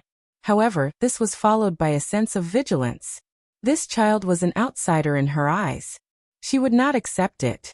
Although Yun Tianyu was Muyaja's flesh and blood, logically speaking, it should be a joyous occasion for the Mu family to regain this lost child. However, looking at the current Mu family, no one would think so. Why? This was because this child had led a wandering life outside the family since he was young, and was not close to the Mu family. In addition, The woman behind him had always been the Mu family's public enemy. A family like the Mu family was quite xenophobic towards a woman who had no power and no family background. If Yin Shirshir had some background and a powerful maternal family, she might be able to gain their approval. However, Yin Shirshir did not have any background, so she was seen as an outsider in their eyes. As such, this child would not be recognized by them either. Yu Yu allowed Mu Yaja to carry her as her beautiful eyes scanned the main hall. She took in all the wariness, suspicion, and malicious looks. She mentally prepared herself. The eyes of these people didn't seem to be very friendly. It was as if an ancient and powerful tribe had seen an invading enemy. They were glaring at her covetously with a hint of hostility. It seemed that he was not welcome here. Still, it did not matter. He was here this time because he had promised his daddy. His daddy told him that he would bring him back to the Mu family and announce his identity. The little lad's first reaction was, "Where's mommy? Will you announce mommy's identity too?" Mu Yaja said bluntly, "Now is not the time." Yu Yu knew what he was thinking too. The tacit understanding between father and son was often enough for them to understand each other's thoughts with just a glance or a word. The reason why he had agreed to come back was because he hoped that he could have a legitimate identity. At least in the outside world, he could calmly tell those people that Mu Yaja was his daddy, and he didn't need to worry about anything. He also didn't need to bear the shameful title of an illegitimate child. However, he knew very well that his arrival might not be welcomed by the Mu family. With one look, it was indeed the case. "Daddy put me down," Yu Yu whispered. Mu Yaja glanced at him, then bent down and placed him on the ground. Mu Linfeng glanced at Yu Yu, only to see the child turn around and face them without any fear. His small hands were obediently behind his back, and a confident and arrogant smile suddenly appeared on his exquisite face. He was dressed in a well-ironed suit, looking elegant and polite, which made him look like a mature gentleman. Chapter 1696. That pair of pure and beautiful eyes slowly sized them up. Then she smiled slightly. Uncles, aunts, good evening." He was the first to speak. His voice was not loud, but he did not try to hide it, either. He was calm and composed, and no one could tell that he was only 7 years old from his calm demeanor. A normal child of this age would probably hide behind his father shyly in the face of so many stern and unfriendly elders. What about him? Not only did he not avoid them, he even took the initiative to greet them. His speech was clear, neither servile nor overbearing, and his bearing was extraordinary. Perhaps, it was not appropriate to describe a child as having an extraordinary bearing. Still, the child's wisdom and maturity surprised Mu Linfeng a little. Mu Shumin snorted and turned his face to the side, as if he did not want to acknowledge his greeting. Mu Yanqing, on the other hand, did not want to acknowledge him as well. He merely quietly sized up this child who had appeared out of nowhere, his eyes full of judgment. Yin Tianyu scanned his surroundings, but no one dared to speak. The rules involved in this were very strict. Since Mu Shumin and Mu Linfeng did not speak, no one else dared to speak first. In terms of seniority and status, Mu Linfeng was the one with the highest authority. Even though he was not the family head, everyone was in awe of him. Mu Linfeng glanced at the child and then at Mu Yaja before asking, "Yaja, what do you mean by this?" Mu Sheng, who was sitting at the side, did not speak. He remained silent from start to finish. Mu Yaja's lips curled, but his smile was not deep. He carried Yu Yu, walked forward and sat on the main seat, right next to Mu Linfeng. All the intimacy he displayed toward Yu Yu was, at the same time, a covert declaration to everyone that Yu Yu was rather important to him. "Today, I've gathered all of you here to make an announcement." Mu Yaja paused and looked around before speaking again. This time, he enunciated each word clearly. "This child Mu Yaja, from now on, be it in the Mu family or outside, will be my son. No matter who it is, I don't want to hear anyone slander or belittle him. In addition, as the head of the Mu family, I'm announcing that Yin Tianyu will be the next successor of the Mu group." Speaking slowly was not his style. He was used to being swift and decisive, to the point, and to the point. However, he spoke especially slowly today, almost word by word, so that everyone present could hear him clearly. After these words were spoken, everyone present was extremely shocked. This was especially so for Mu Shumin and Mu Linfeng. Their faces turned ashen in an instant. They thought that Mu Yaja would, at most, announce Yu Yu's identity. Instead, he actually announced that Yu Yu would be the next successor of the Mu group. This surprised everyone. Mu Shumin felt the threat from the intruder, and a sense of crisis arose in his heart. What was Mu Yaja thinking? How could he acknowledge an illegitimate son as his successor? Was he not being too hasty? Mu Linfeng questioned. What do you mean by that? Successor? Don't you think you're being too hasty by making a decision so early? Why? What is second uncle questioning my decision? Chapter 1697. Mu Linfeng's tone took a step back. He knew that he had no right to ask such a question. The Mu family was like an ancient royal family, where all decisions were made by the head of the family. Regardless of right or wrong, they could only obey.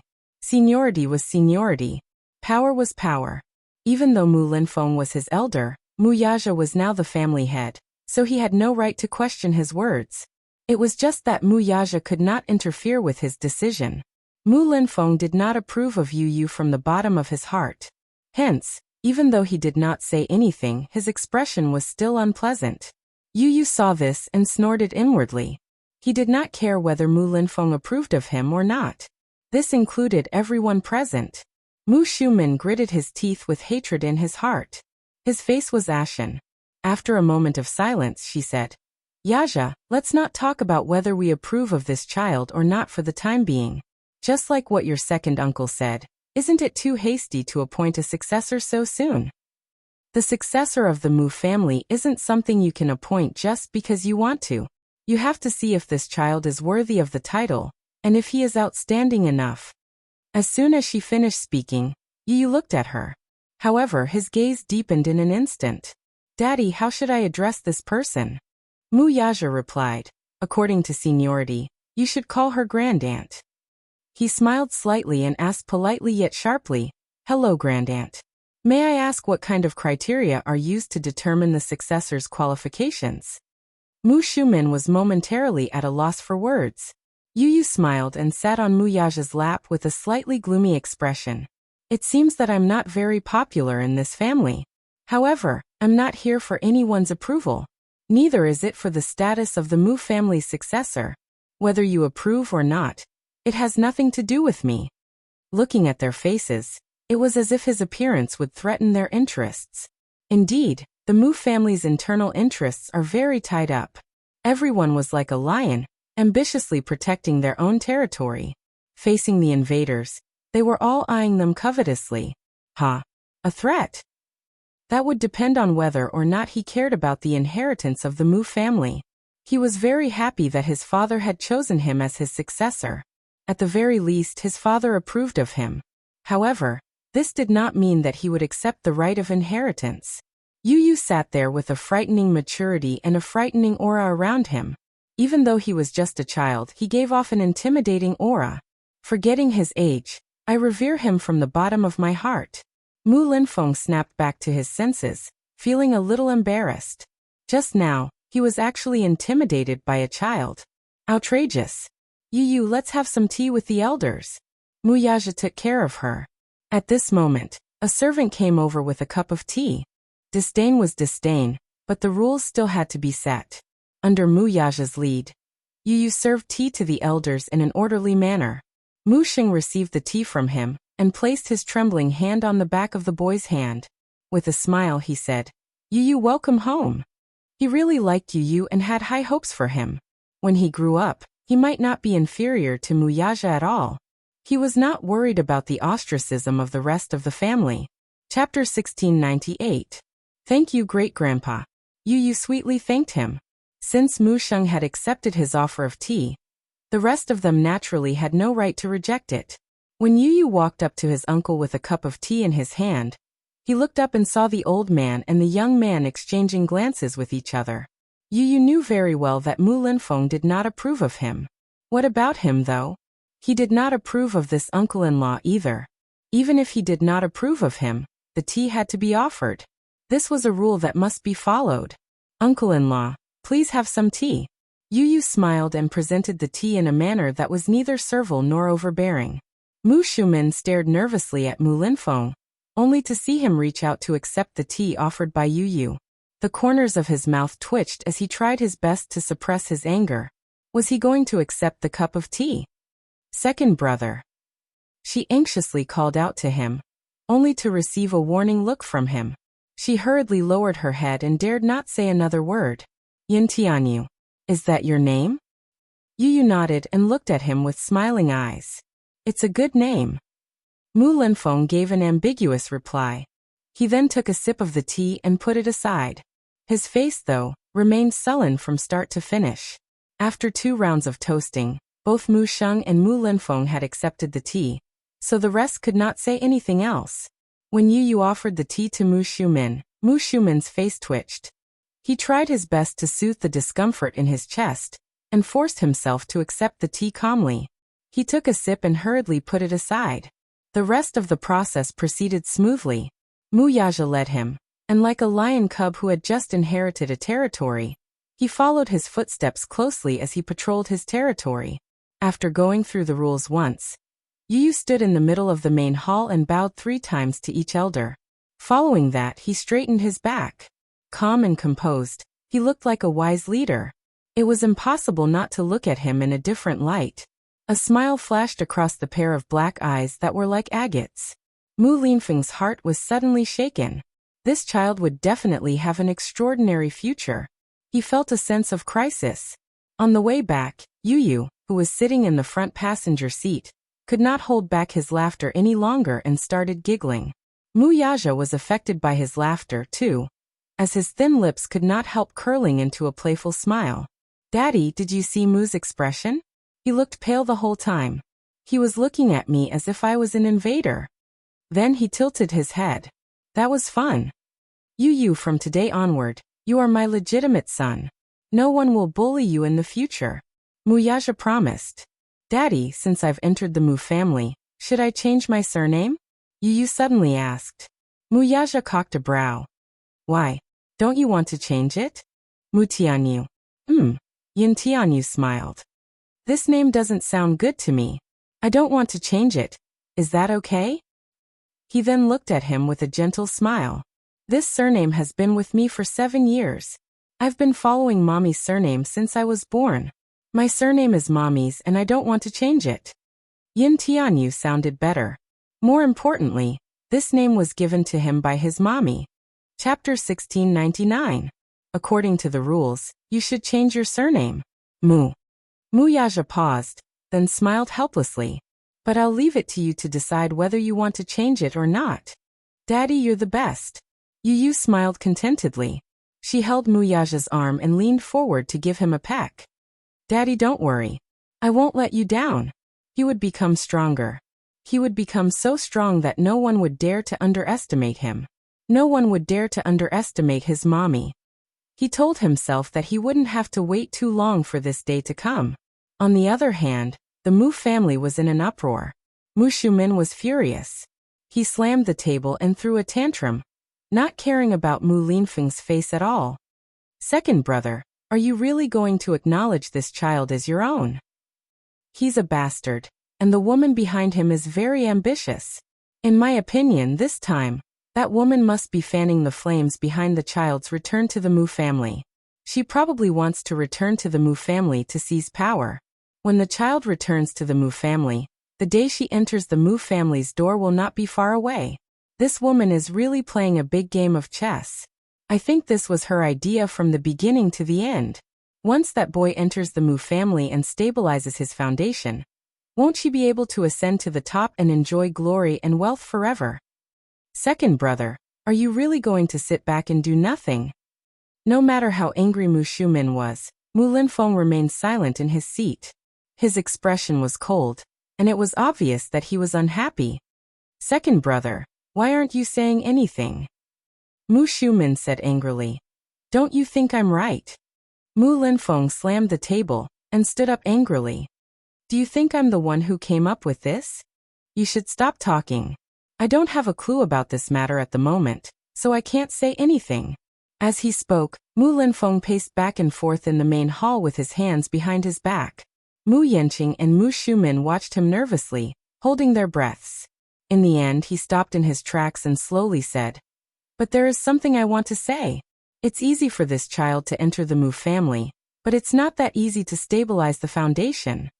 With his words, Mu Shumen was finally relieved. He smiled to ease the atmosphere. When Yu Yu returned home, Yin Shirshir was still on set. Xiao Yichen ran over. When he saw Yu Yu, his face lit up with anticipation. "Yu Yu, how was it?" "What do you mean?" Xiao Yichen was stunned.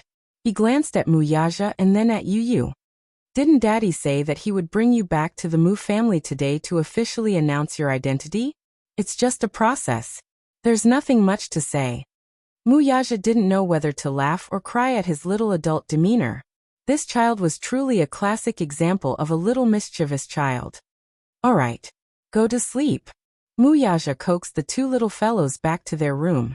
Under Xiao Yichen's persistent pestering, he read 2 more stories before the little fellows fell asleep contentedly. When Yin Shirshir returned home, Mu Yaja was in the study. She walked in and knocked on the door. Mu Yaja asked without looking up, "Are you done filming?" No. If he hadn't mentioned it, she wouldn't have thought of it. When he opened his mouth, she suddenly walked to his side and said with a strange expression, "Everyone on set treated me strangely today. I'm feeling a little creepy because of it." Chapter 1700. Strange. Mu Yaja couldn't help but laugh when he heard this. "How so?" "It's an indescribable feeling. It's like their attitude towards me has changed drastically overnight." Following that, she gave him a rough description of the situation in the production team. It turned out that in the past, most of the people in the crew would prioritize Lin Ji and Hua Jin. After all, they were the 2 main leads. Hence, those with more scenes would film first.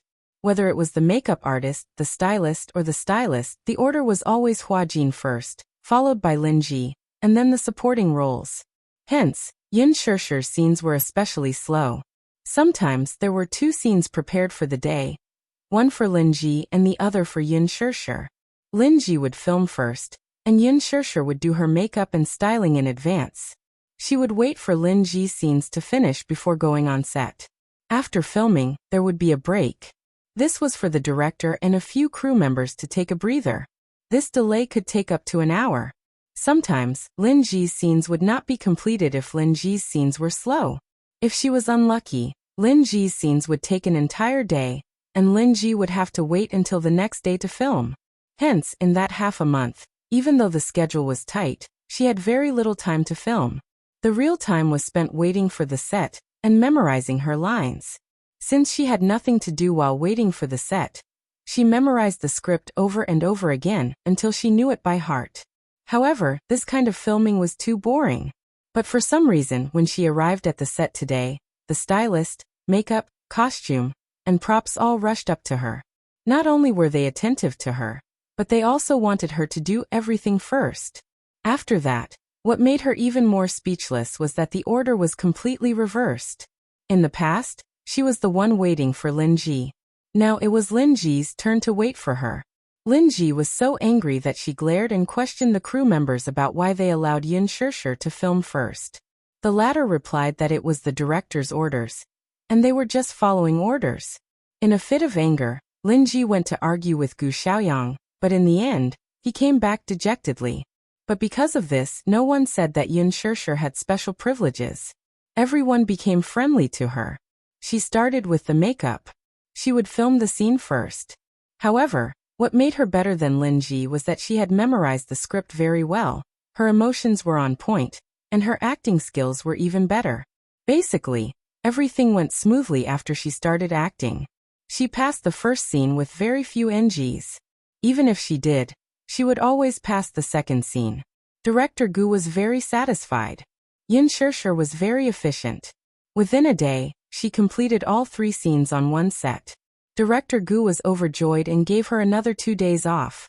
On the way back, Yin Shirshir still felt a little incredulous. So she asked, "Did you inform the production crew?" "Yes." Muyaja didn't hide anything and nodded. "Doesn't it feel good to have special privileges?" Special privileges? This was a privilege. The way the supporting roles looked at her was different. They were looking at her suspiciously and sizing her up. "What did you say to Director Gu?" I don't need to say anything. Muyaja raised his eyebrows. I've never seen him before. Then why did he? Chapter 1701. Muyaja suddenly said something meaningful. Yin Shishir's face turned even redder when she heard that. Actually, there's no need for special privileges. This way, it's inevitable that there will be rumors. You don't have to care about other people's feelings. Muyaja smiled faintly. The reason why I'm doing this is because I hope that you can spend more time with me. You don't have to worry too much. Yin Shishir's heart softened. She suddenly went forward and hugged him. I'm sorry. I also feel that ever since I accepted this role, I don't have much time to accompany you. It's good that you have this awareness. Yin Shishir didn't know whether to laugh or cry. She hugged his shoulders and said coquettishly, but I realized something. Hubby, I think that having special privileges feels pretty good. You didn't see how those staff members who used to give me the cold shoulder, and gave me the cold shoulder, are trying to please me today. It's so funny. Thank you, hubby. As she spoke, Yin Shishir planted a kiss on his cheek. Muyaja obviously enjoyed this kiss. However, he still had to maintain a cold and calm look on his face. He even asked, Is that enough to thank me? Yin Shishir pouted. What else do you want? Muyaja furrowed his eyebrows. He didn't smile, but his slender fingers tapped on his lips gently. He looked at her meaningfully. Yin Shishir's eyes were smiling. She hit his shoulders coquettishly and leaned closer to his face. Her soft lips touched the corner of his mouth. At this moment, the sound of slippers on the floor could be heard from outside the door. Immediately after, Yu pushed the door open and entered the room. He rubbed his eyes and asked, Daddy, when is Mommy coming back? His voice stopped abruptly when he saw the ambiguous scene in the study. Yu stared blankly at Yin Shishir, who was nestled in Muyaja's arms and kissing him tenderly. Then she looked at Muyaja, who had a stunned look on his face. Her mouth suddenly gaped open in shock. Then, he suddenly raised his hand and covered his eyes. Wow. Daddy. Mommy. I didn't see anything. I didn't see Mommy sitting in Daddy's arms and kissing Daddy's mouth. I didn't even see it. With that, he turned around and ran back to his room. Yin Shishir abruptly left Muyaja's lips and rubbed her lips awkwardly, which were still stained with the residual warmth of the man's thin lips. Before she could react, she heard Yu's footsteps outside the door. He appeared at the door with his hands clasped behind his back and his head lowered. He was obviously embarrassed. I forgot to mention it. Good night, Daddy. Good night, Mommy. You guys can continue. With that, he reached out to close the door and ran back to the bedroom. Yin Shishir. Muyaja. What could be more embarrassing than being seen by a child while they were being intimate? Yin Shishir thought about Yu's shocked expression and his ambiguous gaze on the two of them. She felt so embarrassed that her cheeks burned. She felt a little ashamed. At this moment, she really wanted to dig a hole in the ground and bury her burning face. Muyaja pulled her back into his embrace unhappily and teasingly asked, What's wrong? Not continuing? If the child sees us being intimate, won't it be a bad example? Chapter 1702. She was worried that Yu would see it, and it would be a bad influence. A bad example? How could that be? Muyaja laughed and said, Kids these days are all smart. They know a lot. As he said that, he hugged her and smiled. Don't think too much, let's continue. Yin Shishir pushed his chest, but there was a hint of wanting to say something. As he kissed her, the temperature in the study room rose. The date of the engagement was set. Yin Shishir was looking forward to the engagement, but she was also nervous and uneasy. Muyaja said that the engagement ceremony did not need to be too grand. As for the guests, he would only invite some of his important relatives and friends, as well as his frequent business partners, as VIPs to bear witness. As for the female guests, they would be invited by her. Yin Shishir thought for a long time, and finally decided to give Gongjie a call. Sister. Gongjie's handsome and magnetic voice came from the other end of the line. Gongjie had called her a few days ago, but at that time, she was busy dealing with Yin Yeho's matter. Now that she thought about it, she had not seen him for a long time. Sister, have you been busy recently? Gongjie asked. Yin Shishir pondered for a moment and smiled. Shaojie, I have something to tell you. Are you free now? What is it? Tell me. It's not convenient to talk over the phone. How about this? Are you free now? I'll treat you to a cup of coffee. Gong Jie gladly agreed. Okay. They agreed to meet at the dessert shop that she frequented. Gong Jie had already booked a private room. He sat by the window, about 100 meters away. His secret guards were stationed there to prevent any suspicious people from getting in. When Yin Shishir arrived, he had already ordered a cup of her favorite Blue Mountain coffee. When she walked past him, he had already noticed her and looked up. You're here. He seemed to especially like windbreakers, especially snow-white windbreakers. With his silver hair and tall figure, it was impossible not to recognize him in a crowd. There was a lit cigarette between his fingers, but when he saw her, he calmly put it out. He remembered that she didn't like the smell of smoke, and she hated smoking even more. Therefore, smoking in front of her was forbidden. He had promised her that he wouldn't smoke, but he was addicted to smoking, so he took advantage of the time when she wasn't there to secretly smoke a cigarette. Who would have thought that just as he lit it, he would arrive? Gong Jie's face had a touch of embarrassment from being caught red-handed. He cleared his throat and smiled, trying to cover it up. Xiao Jie, you're smoking again. I was wrong. He revealed his watery eyes and acted cute and coquettishly in front of her. It was an easy task. Yin Shishir was helpless. She sat down in the booth and looked at the dessert he ordered for her. She couldn't help but be surprised. How do you know what I like? The last time we had afternoon tea together, these were the desserts. I remember them all. He remembered every detail about her. Her favorite desserts, coffee, snacks, he remembered them all. Yin Shishir smiled warmly, and was touched by his thoughtfulness. Gong Jie gazed at her tenderly, barely concealing the adoration in his eyes. He took a sip of his coffee and asked, Sis, I was overseas a while ago. I've brought you a small gift when I returned this time. As he spoke, he placed an exquisitely wrapped gift box in front of her. Yin Shishir was a little surprised. Gift? What gift? Chapter 1703. Yin Shishir was a little surprised. Gift? What gift? Gong Jie rested his chin on his hand lazily and winked at her. Open it and take a look. Okay. Yin Shishir carefully opened the gift and saw that it was an extremely exquisite Omega watch. Compared to men's mechanical watches, women's watches were gentle and reserved.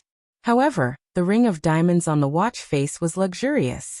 Omega watches were expensive, and custom-made ones were even more expensive. To Yin Shishir, this gift was obviously too expensive. Is it very expensive? Yin Shishir knitted her brows. She obviously didn't want him to spend so much money. Gong Jie's handsome brows raised slightly, but he couldn't help but laugh. Sis, do you still remember? This watch is the gift I promised to give you. Just as he finished speaking, Yin Shishir suddenly remembered that there was a reason for this watch. When Yin Shishir was young, she had an Omega watch. It was Mu Wanru's watch that she always wore. She liked it very much, so her mother gave it to her and let her wear it. She had always cherished this watch and couldn't bear to break it. In her heart, it was a rare treasure. However, there was once when Gong Jie secretly took the watch that she hid in the drawer out to play. In the end, he accidentally lost it. He felt guilty, so he didn't dare to mention it. When Yin Shishir couldn't find her watch and cried sadly, he helplessly hugged her in his arms. He was both regretful and helpless. He could only coax her and say, Shishir, don't cry. When I have money in the future, I'll definitely give you the best watch in the world. Only then did she stop crying and say, This is what you promised me. You can't go back on your words. Even though it had been a long time, so long that even she had forgotten about it, he didn't forget. This time, he went overseas to escort a batch of goods out to sea. When he returned to Europe, he bought this watch. For the Gong Jie of today, the value of a watch did not depend on how expensive it was, but on whether she liked it or not. As for Yin Shishir, whether she liked it or not didn't matter what brand or price it was. As long as it was a gift from him, she would like it. Yin Shishir held the box and looked at the watch lying inside. She liked it very much and her face was full of satisfaction. Gong Jie smiled. When he saw her smiling eyes staring at the watch, he knew very well that she liked it. Thus he said gently, Come, I'll put it on for you. Then he picked up the watch and adjusted it. Then, he gently lifted her wrist and carefully put the watch on her wrist. Gongjie lowered his head and seriously adjusted the buckle for her. Yin Shirshir laughed and said, I was just joking at that time. I just didn't expect you to remember. I thought you forgot. How could I forget? I will remember what I promised you. Gongjie paused and looked up. His eyes seemed to be filled with countless stars. When he smiled, his eyes curved and looked extremely beautiful. I still remember that I promised you that if you got married, I would personally hand your hand to that man. Yin Shirshir's expression suddenly froze. She couldn't help but look up and stare deeply at him. However, at this moment, she saw that he had already lowered his head and was adjusting the time for her. Xiaojia, if I get married, will you give me your blessings? She asked carefully. Chapter 1704. He raised his head and looked at her with a strange expression. For a moment, too many emotions flashed across his eyes. She could not see anything clearly. Sis, are you getting married? Gongjie's handsome brows furrowed slightly, but he looked a little dazed. Yin Shirshir saw that his expression was a little strange, and she could not help but be a little surprised. What's wrong, Xiaojia? Nothing. Gongjie came back to his senses from his complicated thoughts. He looked up and exchanged glances with her. His handsome eyes suddenly deepened. You're getting married? Yes. Yes. Why so sudden? I've never heard you mention it before. Yin Shirshir tugged at the corner of her lips and smiled awkwardly. Previously, I didn't tell you because I didn't know how to bring it up. Moreover, the wedding date hasn't been set yet. We're only planning to hold the engagement ceremony first. As she spoke, she reached out and placed her hand on the back of his hand. Smiling gently, she said, This is what I wanted to talk to you about. Xiaojia, will you attend my engagement ceremony? Will you give me your blessings? Gongjie suddenly felt a little frustrated. However, this frustration did not show on his face. Gongjie lowered his eyelids as many fragmented memories flashed through his mind. The nightmarish memories of his youth resurfaced in his mind. Those memories, accompanied by the firelight, seemed to break out of a cocoon in an instant. For a moment, the space between his brows throbbed with a splitting headache. Gongjie rubbed the space between his brows a little anxiously, looking a little conflicted and anxious. Suddenly he asked, Do you really want my blessings? Of course. Yin Shirshir said matter-of-factly. Because you're my most important relative in this world. Of course, it's very important to be able to receive your blessings. Gongjie sucked in a deep breath of cold air before replying calmly. You asked me if I'll give you my blessings, but my answer depends on who you've chosen. Yin Shirshir was stunned. She sensed that there was a deeper meaning in his words. Gongjie narrowed his eyes, but his voice was slightly colder. Sis, who is he? Well, what? Who is the man you married? Yin Shirshir laughed dryly. Is it important who he is? Gongjie abruptly interrupted her. His voice was soft but heavy. That man is Muyaja, isn't he? Yin Shirshir was stunned and looked at him in disbelief. You? How did you know? Gongjie clenched his fists but didn't answer the question directly. Instead he said firmly, If it's this man, then my answer is no. Yin Shirshir widened her eyes in shock. His answer was so unexpected that for a moment, she even suspected that she had misheard him. I'm sorry. There's only one thing I can't do. Gongjie was afraid that she didn't hear him clearly, so he repeated. If you want to be with this man, I'm sorry, I can't do it. Yin Shirshir seemed to have lost her voice at that moment. She was stunned for a long time before she asked in a daze, Why? Because I hate the Mu family. The last 4 words were said with gritted teeth. At the mention of the Mu family, Gongjie's handsome eyes were filled with unconcealable hatred. Chapter 1705. Gongjie said, Sis, do you know? The Gong and Mu families have an irreconcilable feud between them. If not for Mu Sheng, Mother wouldn't have died in the fire that day. That man is the cruelest executioner. He caused Mother's death and indirectly caused you to wander about, causing us to be separated for 15 years. He suddenly grabbed her wrist forcefully. Unlike his usual elegance and nobility, the hand that held her wrist contained a terrifying amount of strength. Yin Shirshir forgot to dodge or struggle as she stared at him in shock. 15 years. How many 15 years do we have in life? We should have been together forever and never been separated. It's all his fault. He's the real culprit. Don't you hate him? Yin Shirshir blurted out. I do. You hate him? Of course I hate him. Yin Shirshir sounded agitated. Of course, I know that he's the culprit behind Mother's death. He can't escape punishment. No matter how I persuade myself, I can't forgive him. I can't forgive him for the rest of my life. Pausing for a moment, she suddenly sighed, her voice filled with exhaustion. She held her forehead, her eyes filled with sadness. But this is already the grudge of the previous generation. Must I hold on to the past and not let it go? Aren't you the one who's holding on to the past and not letting it go? Gong Jie was a little overbearing. You've never admitted your Gong bloodline. Aren't you also holding on to the past and not letting it go? I want to bring you back to the Gong family, but you don't want to. Why? Yin Shirshir's eyes were filled with determination. I'm not from the Gong family. You are. Gong Jie was a little angry at her double standard. The blood of the Gong family flows in your veins. You're the Gong family's young mistress. No matter how long you've been away from home, you can't hide the fact that you're from the Gong family. Shao Jie. Then give me a reason. Tell me. Why are you unwilling to acknowledge the Gong family? Yin Shirshir was shocked and angry. She had never seen such a terrible Gong Jie. He grabbed her hand and didn't let go. His words were sharp. Say it. Father has always hoped to find you. Now that he has found you, why don't you acknowledge him? Since you said that the Gong and Muyaja families have a deep grudge against each other, then if you let me reunite with that man, he will definitely not let me be together with Muyaja. I was afraid, so I didn't want to acknowledge him. She suddenly broke down, tears welling up in her eyes. Gong Jie pursed his thin lips and frowned deeply, but he was speechless for a moment. But, what does the feud between the Gong and Mu families have to do with him? I love him. He has never done anything wrong. He protects me, cherishes me, and makes me feel that I am not alone in this world. He always appears when I need him the most and protects me behind him. Even if I cause trouble, I'm willful, and I'm unreasonable, he will still accept me unconditionally. Yin Shirshir took a deep breath and said, I love him, but I know that if I reunite with my biological father, he will definitely not sit back and do nothing. But he's our father.